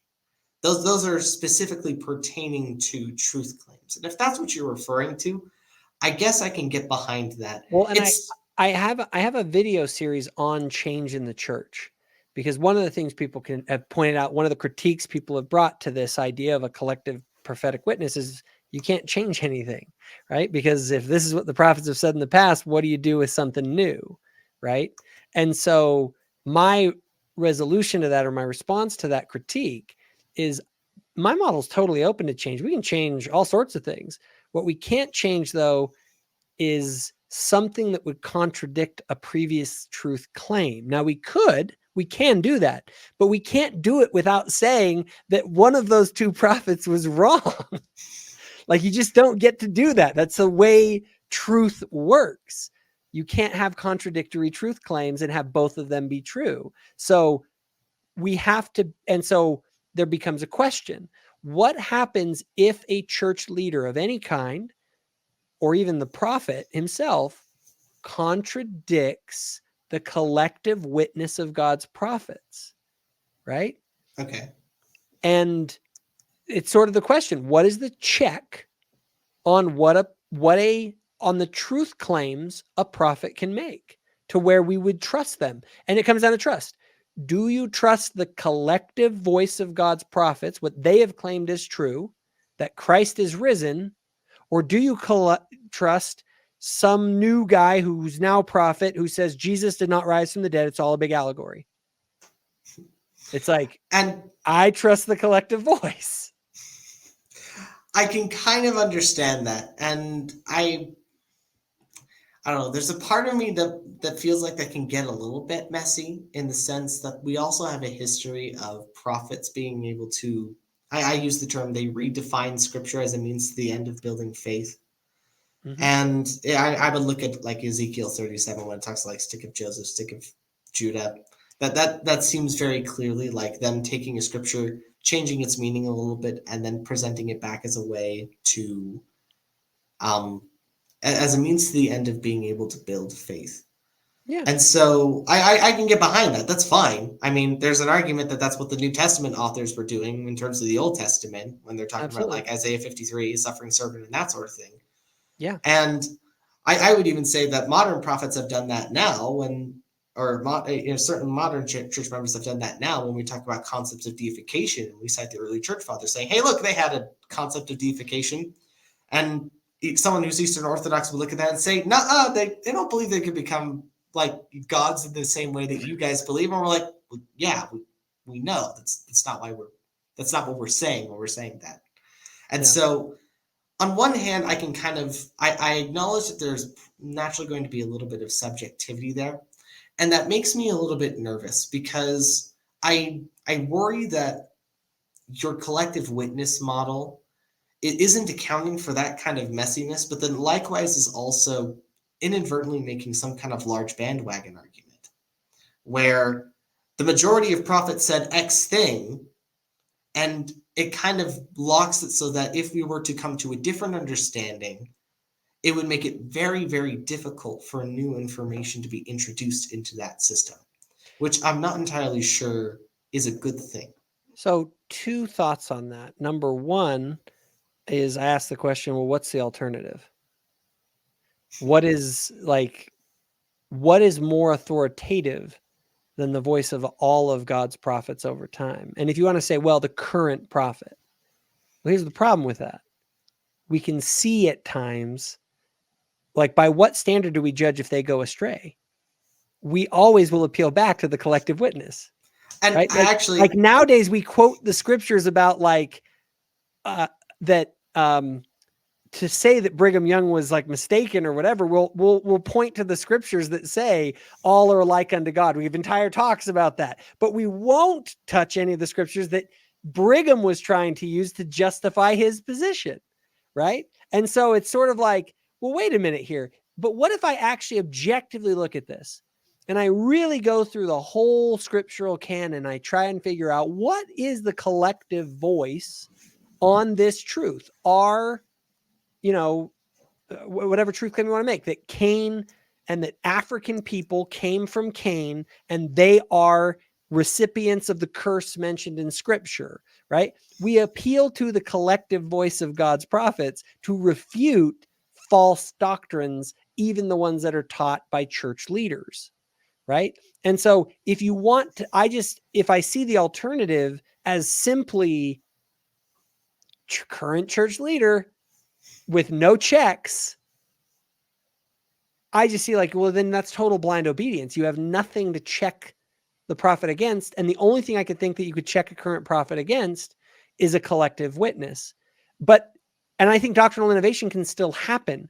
It just can't contradict old truths without explicitly saying they were wrong, which, okay. Fair enough, they might be wrong. And if you're adding that clarification on there that I didn't know before. So in other venues I've seen you left off that last part, or maybe I just didn't hear it, about them just saying, oh, the previous guys were wrong. Okay, that makes sense. Fair enough. But there are a couple of things. So first, I have a hard time saying it's just like one guy who's ultimately in charge. I mean, we would say that like you have the individual quorums acting in unity, specifically regarding what the LDS church, what the LDS doctrines are supporting. Fair enough, but I would also say that so there's a question of reliability. Okay, I'm going to go with, if I'm going to kind of back up from the problem itself, what are we trying to do? We're trying to figure out what the truth is in relation to spiritual matters. Okay. We're trying to find out the truth about God as revealed, because we believe that God reveals his will to prophets. Okay. We agree there. And so God has had prophets and he will reveal truths unto them. Okay. Who has a better track record of actually being correct? If I go with even in the Quorum of the 12, unified doctrine, all of them, I would never say that I don't use them as the ultimate standard, as the most reliable standard, because I will check them against the scriptures. And we have church leaders in our history saying that we should do that. That you can. Yes, I know that Joseph Fielding Smith said something to that effect, but I believe others did as well. I can't remember exactly who. I'd have to look it up, but I don't think that to say that. Now, I also would do this. That's in matters of truth. But I also say this: who holds the authority is different from saying who holds the truth. What I say that the authoritative doctrine of the church is held by the current Quorum of the 12, the key holders. But just because they hold the keys doesn't mean that what they say is going to be right. So there's a difference between evaluating what is authoritatively binding on the church today and then saying what is actually the truth. And I just say, if I'm going to be objective about it, I have more faith in the collective voice of God's prophets than in any individual or particular quorum in a particular context. Okay. So it's a reliability thing. And my question to you would be, what's more reliable than that? Because here's the thing, there's a part of me that really likes the idea of talking about prophetic reliability as opposed to prophetic infallibility, and you and I would agree on that. But there's a part of me that feels like the consistent thing that like helps members of the church and our leaders would be included in that gain more information and gain that additional revelation. Like the factor that I see most closely associated with them gaining that information is time. Not necessarily the collective witness of what happened per se, but rather it is the passage of time and the gaining of new information that allows them to come to those conclusions and receive inspiration in that regard. Agreed. And well, on one hand, I can respect like maybe it's the fact that you're talking about like a collective witness, that maybe I'm rankling against the verbiage there, or grammar there. I guess I can speak. It's late. I look at time and experience, going back to what we were talking about before, as being more fundamental in prophets being able to arrive at those conclusions. And there's a degree of faith we have to place that God is actively going to manifest himself over time to help our leaders arrive at those conclusions. And part of our obligation to sustain them would include us being willing to actively talk about this sort of thing, living by the principles, and then coming to our own conclusions, and then talking about it with priesthood leaders and trying to establish this sort of thing where like, okay, this is what we best understand now. These are the consequences of our actions. These are what our tools are able to accomplish. Is there any more revelation we can receive on this matter? Do we need to make a course correction? And in that regard, I see, ironically, I see policies, for instance. Like I look at the 2015 policy very much like this, where I would say policies are very much just they can act as a catalyst for revelation just as much as they can act as a manifestation of what we understand about revelation. And when I look at policies in that way, suddenly a lot of those questions that people have just go away. And I feel like it resolves a lot of conflicts people have about that sort of thing. But again, maybe it is just a matter of me looking at how you're phrasing this and saying, well, maybe I don't like calling it a collective witness. Maybe I like the idea of just saying God makes truth manifest over time, and we gain more truth over time. And when I frame the conversation in that way, I think both of us are kind of on the same page. And I would agree. I think it's just very, very important to remember this. If we're talking about what's true, truth doesn't contradict truth, right? It's all one whole. So when you recognize that, and there's a big difference between who holds the authority and what is true. The brethren who exist right now are the ultimate authority that we sustain, and we say, you get to make the calls. And I fully agree with that. You guys get to make the policies. But there's a difference between what policy you make and what truths you claim.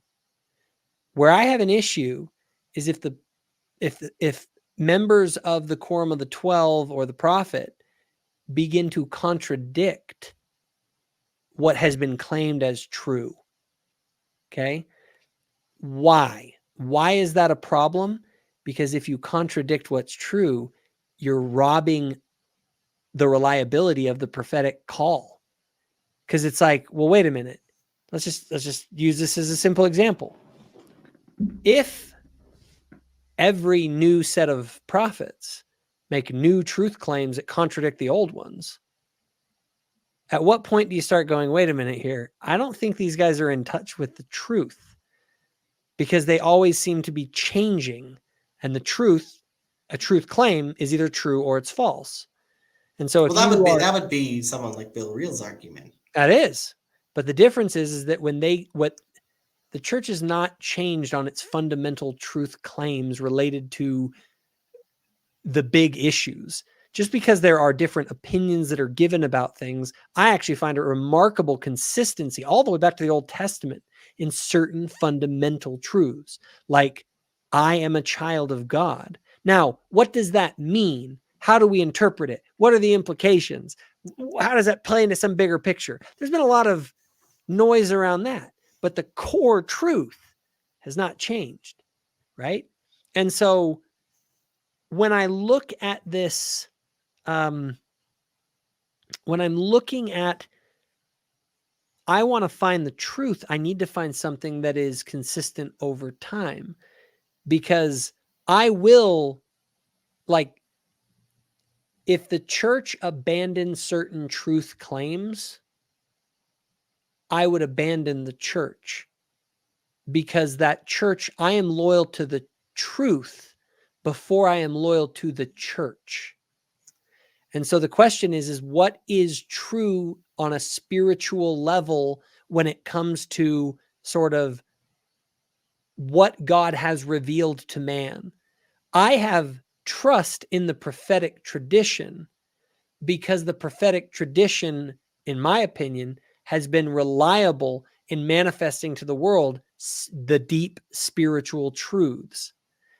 And therefore, my highest level of trust in spiritual truth is in that prophetic tradition, not in any given prophet who may stray from the truth of that tradition.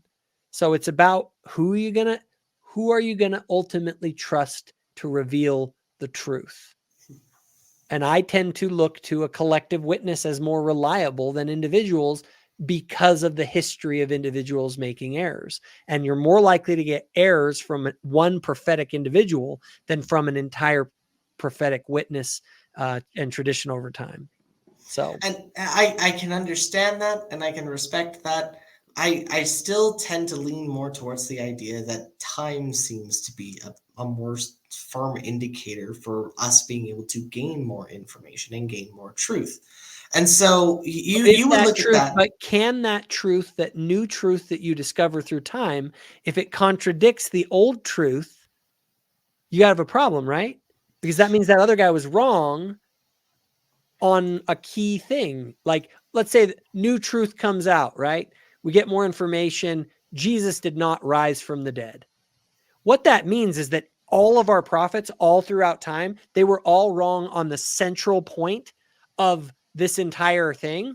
And therefore, the whole thing is bunk. And you can't rely on any of this because they can't get the core thing right. And here would be my pushback against that, because maybe I'm being a little bit too, maybe I'm nitpicking, and this might be a cop out, and I apologize if it is, but I don't think they would do that, because that to do that would be to undermine their own authority, similar to what you're describing, in the sense that if you don't believe that Jesus Christ rose from the dead, then by whose authority are you claiming? You're right. That's happening? Well, let's do this. If their truth claim is that we reveal to you truths from God and you can rely on us to give you those truths, but then the reality is that they're constantly contradicting what everyone said before, and they say that we should read the scriptures, these are the words of God's prophets, they contain truth, but what we find is constant contradiction, then they don't. In other words, they're doing the exact same thing. They undermine their own authority when they contradict the other prophets, because they say, trust the prophets. They will lead you to truth. But all the prophets before me were wrong on this, that, and they all disagreed with each other, and there's no consistent message between them. And therefore, why would you, they lost all their authority as a prophet, because a prophet doesn't hold any weight. Because I guess speaking whatever they want, whenever they want to. I see where the concern is, but I would say that that would only apply to those foundational truth claims in regard to Jesus Christ being able to give them authority. Where I would say that would only work if you were to say that, for example, Jesus Christ didn't rise from the dead, or if you were to say that Jesus Christ isn't actually the Son of God, because Well, those would undermine it. But I would say, but do we only trust our prophets to tell us that Jesus was the Christ? No, we trust them to give us all sorts of moral and spiritual truths. And so there's a question, are they reliable in giving us those truths? Because at the end of the day, if they're not, then why would I follow someone who's not reliable in giving me spiritual truth? If I have some other, and I put it more this way, because it's arbitrary to say, are they reliable? Is there some other source that's more reliable than them? Because if there is, then I will follow that source. Somebody like Bill Reel would say, the science, trademark, is more reliable than God's prophets. So you should put your trust in science and not in God's prophets, because they always get things wrong and science always gets it right. Okay. And the problem with that specific one, I have a slide here. We're not going to have time to get to it because I'm going to duck out here in the next 10, 15 minutes. No worries, I get tired too. The problem with that specific argument that Bill would make is that Bill only says that because he's actually making a metaphysical claim about reality. Agreed. When you want to say the world is nothing but physical matter in motion, obviously science is the most reliable thing to tell you about physical matter in motion. But maybe the world. And Bill makes a big deal about things like elevation of motion. Like I think he talked about that with you in his debate with you, which was a dumpster fire, by the way. Especially the last episode. Bill hijacked that completely. But my specific concern with that is, well, Bill is making a philosophical claim, and he's not accurate, and he's making the philosophical equivalent of claiming that we know for a fact that the oven is responsible for baking a cake. Therefore, there's no need to assume that there's a baker.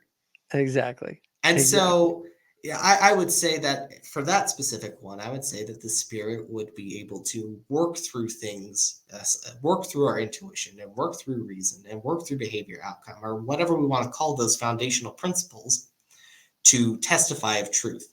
That would be my response to Bill in that regard. But going back to what you're saying before about reliability, is I'm inclined to agree with you that prophets are the most reliable source of doctrine, if not one of the most consistent sources that God seems to be working through.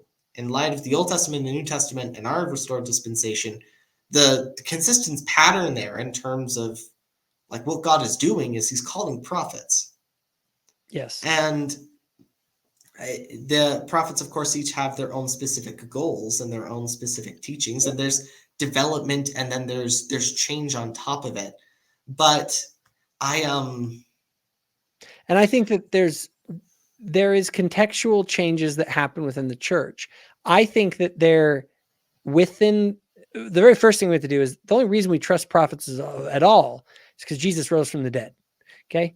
Jesus rose from the dead, and we're dealing with the implications of that. And the implication is that, okay, Jesus was who he claimed to be. So what does this mean? It also means that Jesus talked about prophets and that they revealed God's word to the world, and that there are going to be more prophets and all that kind of stuff. So we are seeking Christ by looking for his messengers. This is the temple message, really, right? Like, what is Adam doing? He is seeking God by looking for true messengers from the Father. And that's essentially what we must do. But the question is who are those messengers? And in my mind, the question is, and everyone has to face this, what is the most reliable source for finding out the truth of God for the world? And personally, I can't find the alternative to and I mean by truths, right? President Nelson is the one with the authority to run things here and now, but there is a standard by which I have to judge him, because to not do that is to be a totally blind follower that is more committed to following a man than to following the truth. I don't know. I rankle against that. It does seem kind of like a bit of a false dichotomy when you put it that way, though. Why so? I would reject the idea that either we would either we must like hold him to the standard of the collective witness, or we are just sheeple who are following the prophet regardless of what they say. It feels like there are several positions in between there that seem more plausible in that regard. And maybe it's because so let me ask then, what is the standard that you judge the prophet by? The problem is maybe I'm looking at this because I'm acknowledging the idea that religious truth can really, to take this back full circle, religious truth and the truth claims that, you know, Jesus Christ rose from the dead, that those stem from intuition ultimately. Mm-hmm. And so because again, the claim is that as we study these things out in our mind, regardless of maybe what the scriptures and prophetic words are insightful and reliable in terms of being able to teach us spiritual information insofar as they allegedly help us receive the Spirit. And but we always have to check our own personal revelation against what God's prophets have said. And right? It's difficult, and I acknowledge that, but it feels like I'm not sure if we're going to be able to answer this tonight. And that's fine. I don't mean to. Actually, I've one of the reasons I bring this up, it's come up. It's a very good question that's posited by our evangelical Calvinist brothers who say, what is your ultimate authority? Okay. Everything has to have, for them, it's the Bible and specifically their interpretation of the Bible. And obviously we have all sorts of issues with that as being the ultimate standard, right? For Latter-day Saints, though, you have to ask the same question. What is the ultimate authority on earth that you judge things against? And some people would say President Nelson, but it's like, no, because you have to have a standard by which you judge him. Right? And if you don't, well, you say, well, I judge him based on the Spirit. It's like, okay, so your personal feelings are the ultimate authority for what God is doing in the world? Like, what do we do to check you? Right? Again, it would go back to kind of these foundational ideas of how we understand what is true. And I would say that prophets are reliable. And I'm certainly not denying that aspect.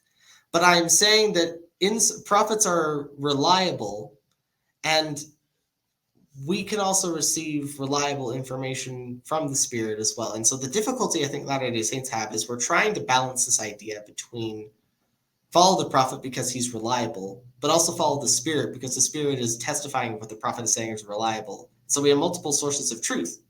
And so we have to try and figure out what that balance is. And my theory that is that as we continue to study what previous prophets have said and what modern prophets say, but likewise also try and experiment on our own to figure out what seems to most closely correspond to truth in a similar way, I would imagine that prophets do that.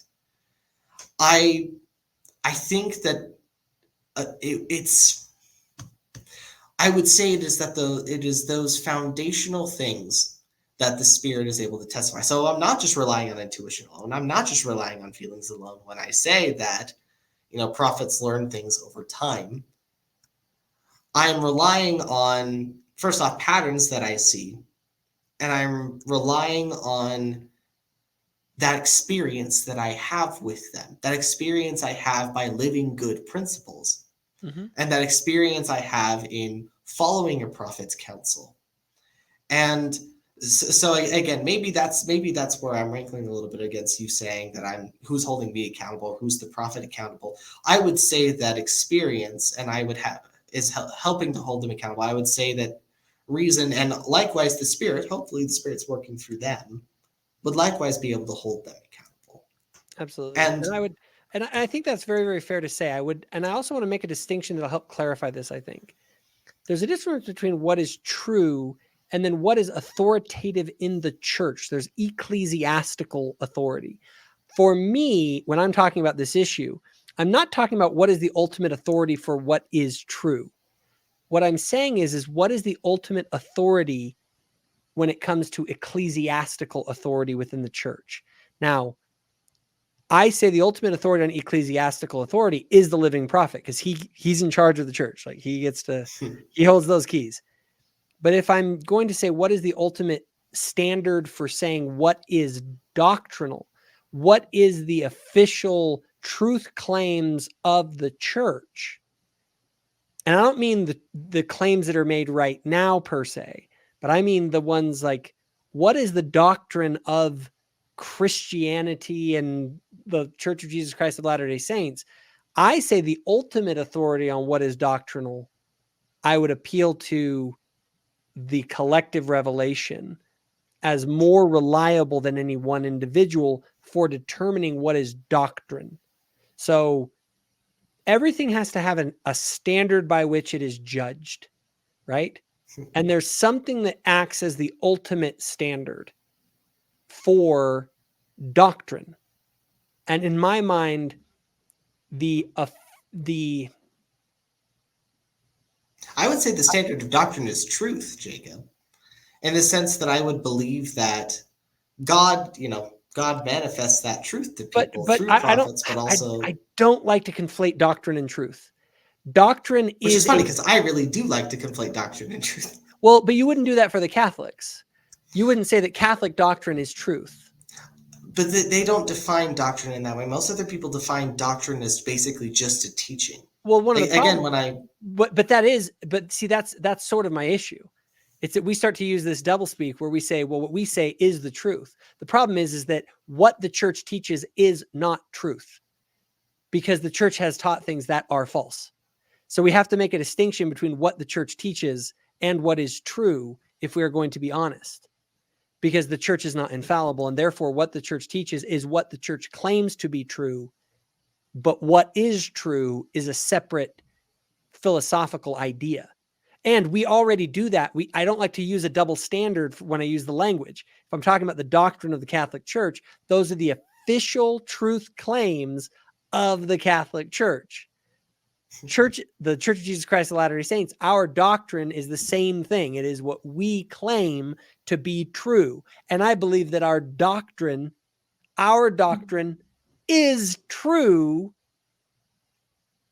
more true, I would say, than any other institution on earth. I would say that the doctrine of the church is a collection of everything that is true, in a sense that they are attempting to hold on to things that are true and discard things that are false from a spiritual perspective. And we learn about that sort of thing from the Spirit, working through our intuition or working through experience and doing that sort of thing. And it's a process that takes time, which is why I keep on going back to that. In all of this, it's very important for people approaching it to make sure that they're careful about the way that they think about these things. Because what I found this over and over with many issues in the church, is that a lot of times the problem isn't the problem itself, it's the way that we're thinking about the problem. And even doing things like making distinctions between the ecclesiastical authority, like who is the final word on the church's policies right now, versus what is the ultimate authority on matters of like official church doctrine. Like what should we consider? Should we consider official church doctrine as just whatever is taught? And the distinction, obviously, we're talking about between truth and doctrine, potentially. Yeah. I think that, again, not to try and resolve any of this stuff right here, but just the advice to those who are approaching some of these issues is to make sure that you're able to sort of make the right distinctions so that you can properly think about them.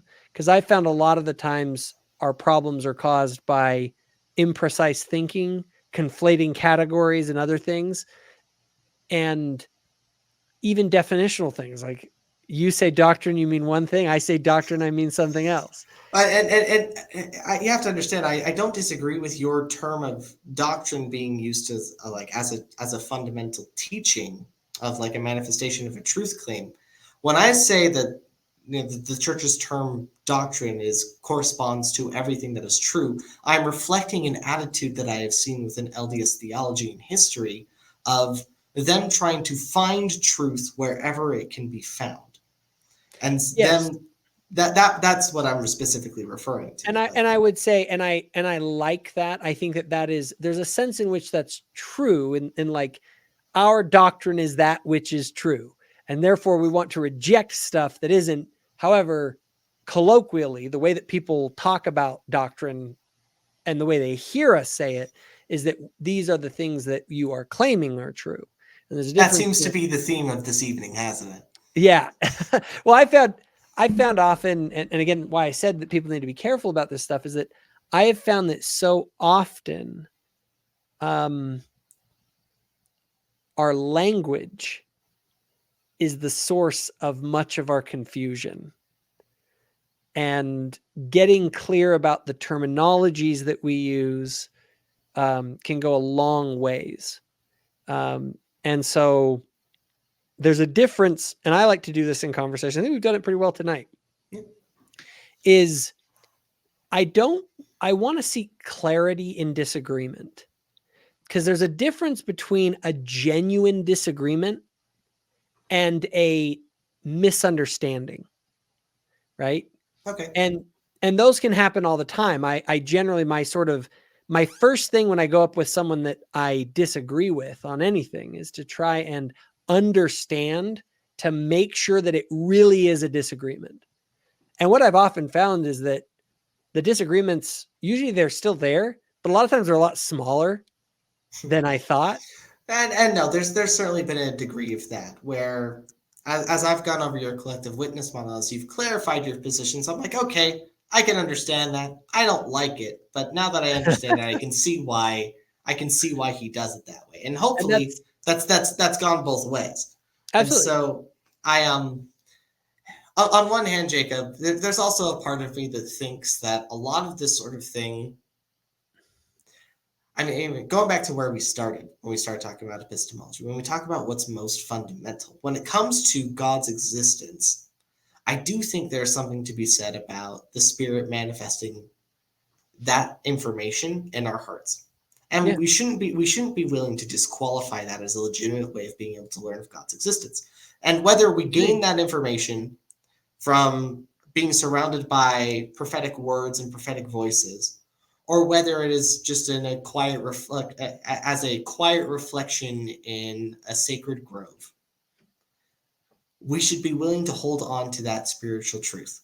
And there are ways that I think we can do that. We can talk about different sources wherein the Spirit can manifest himself. And even if we may disagree on aspects of how a collective witness of prophets can relate to the church in terms of ecclesiastical authority and doctrinal truth, I think both of us can agree that regardless of both of our views, still can, if taken to the logical conclusion, lead to the idea that God is directing his church. Mm-hmm. And we can know that via the Spirit. And so we can sit here and we can have like these, for all intents and purposes, I've basically been nitpicking. Nitpick away. I like it. And hopefully I've given you at least a couple of things to think about as you continue exploring these aspects of epistemology. I know you've given me a couple of things to think about. And even if we don't... You've definitely given me...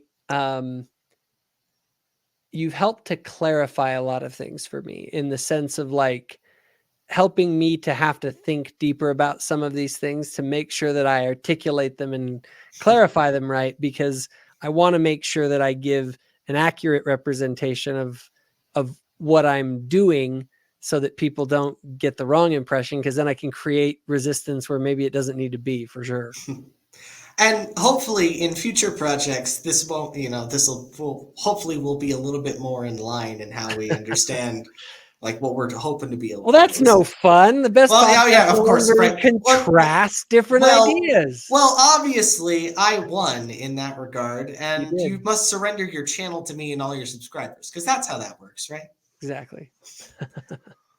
Either way, I appreciate your thoughts, Jacob. And Well, thank you. even if we can't really come to an agreement on this sort of thing, I know enough about you and what you're trying to do to know that even if we disagree, our disagreements are not something where either of us would be in bad standing with the church.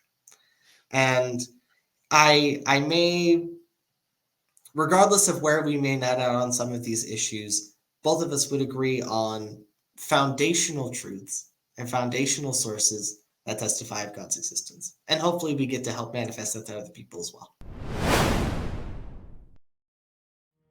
Hey guys, if you enjoyed this video, be sure to hit that subscribe button so my future videos show up on your feed. Also, if you or someone that you know has benefited from the content here on Thoughtful Faith, please consider becoming a channel donor or volunteer by visiting my new website, thoughtfulfaith.org, and clicking on the Get Involved page.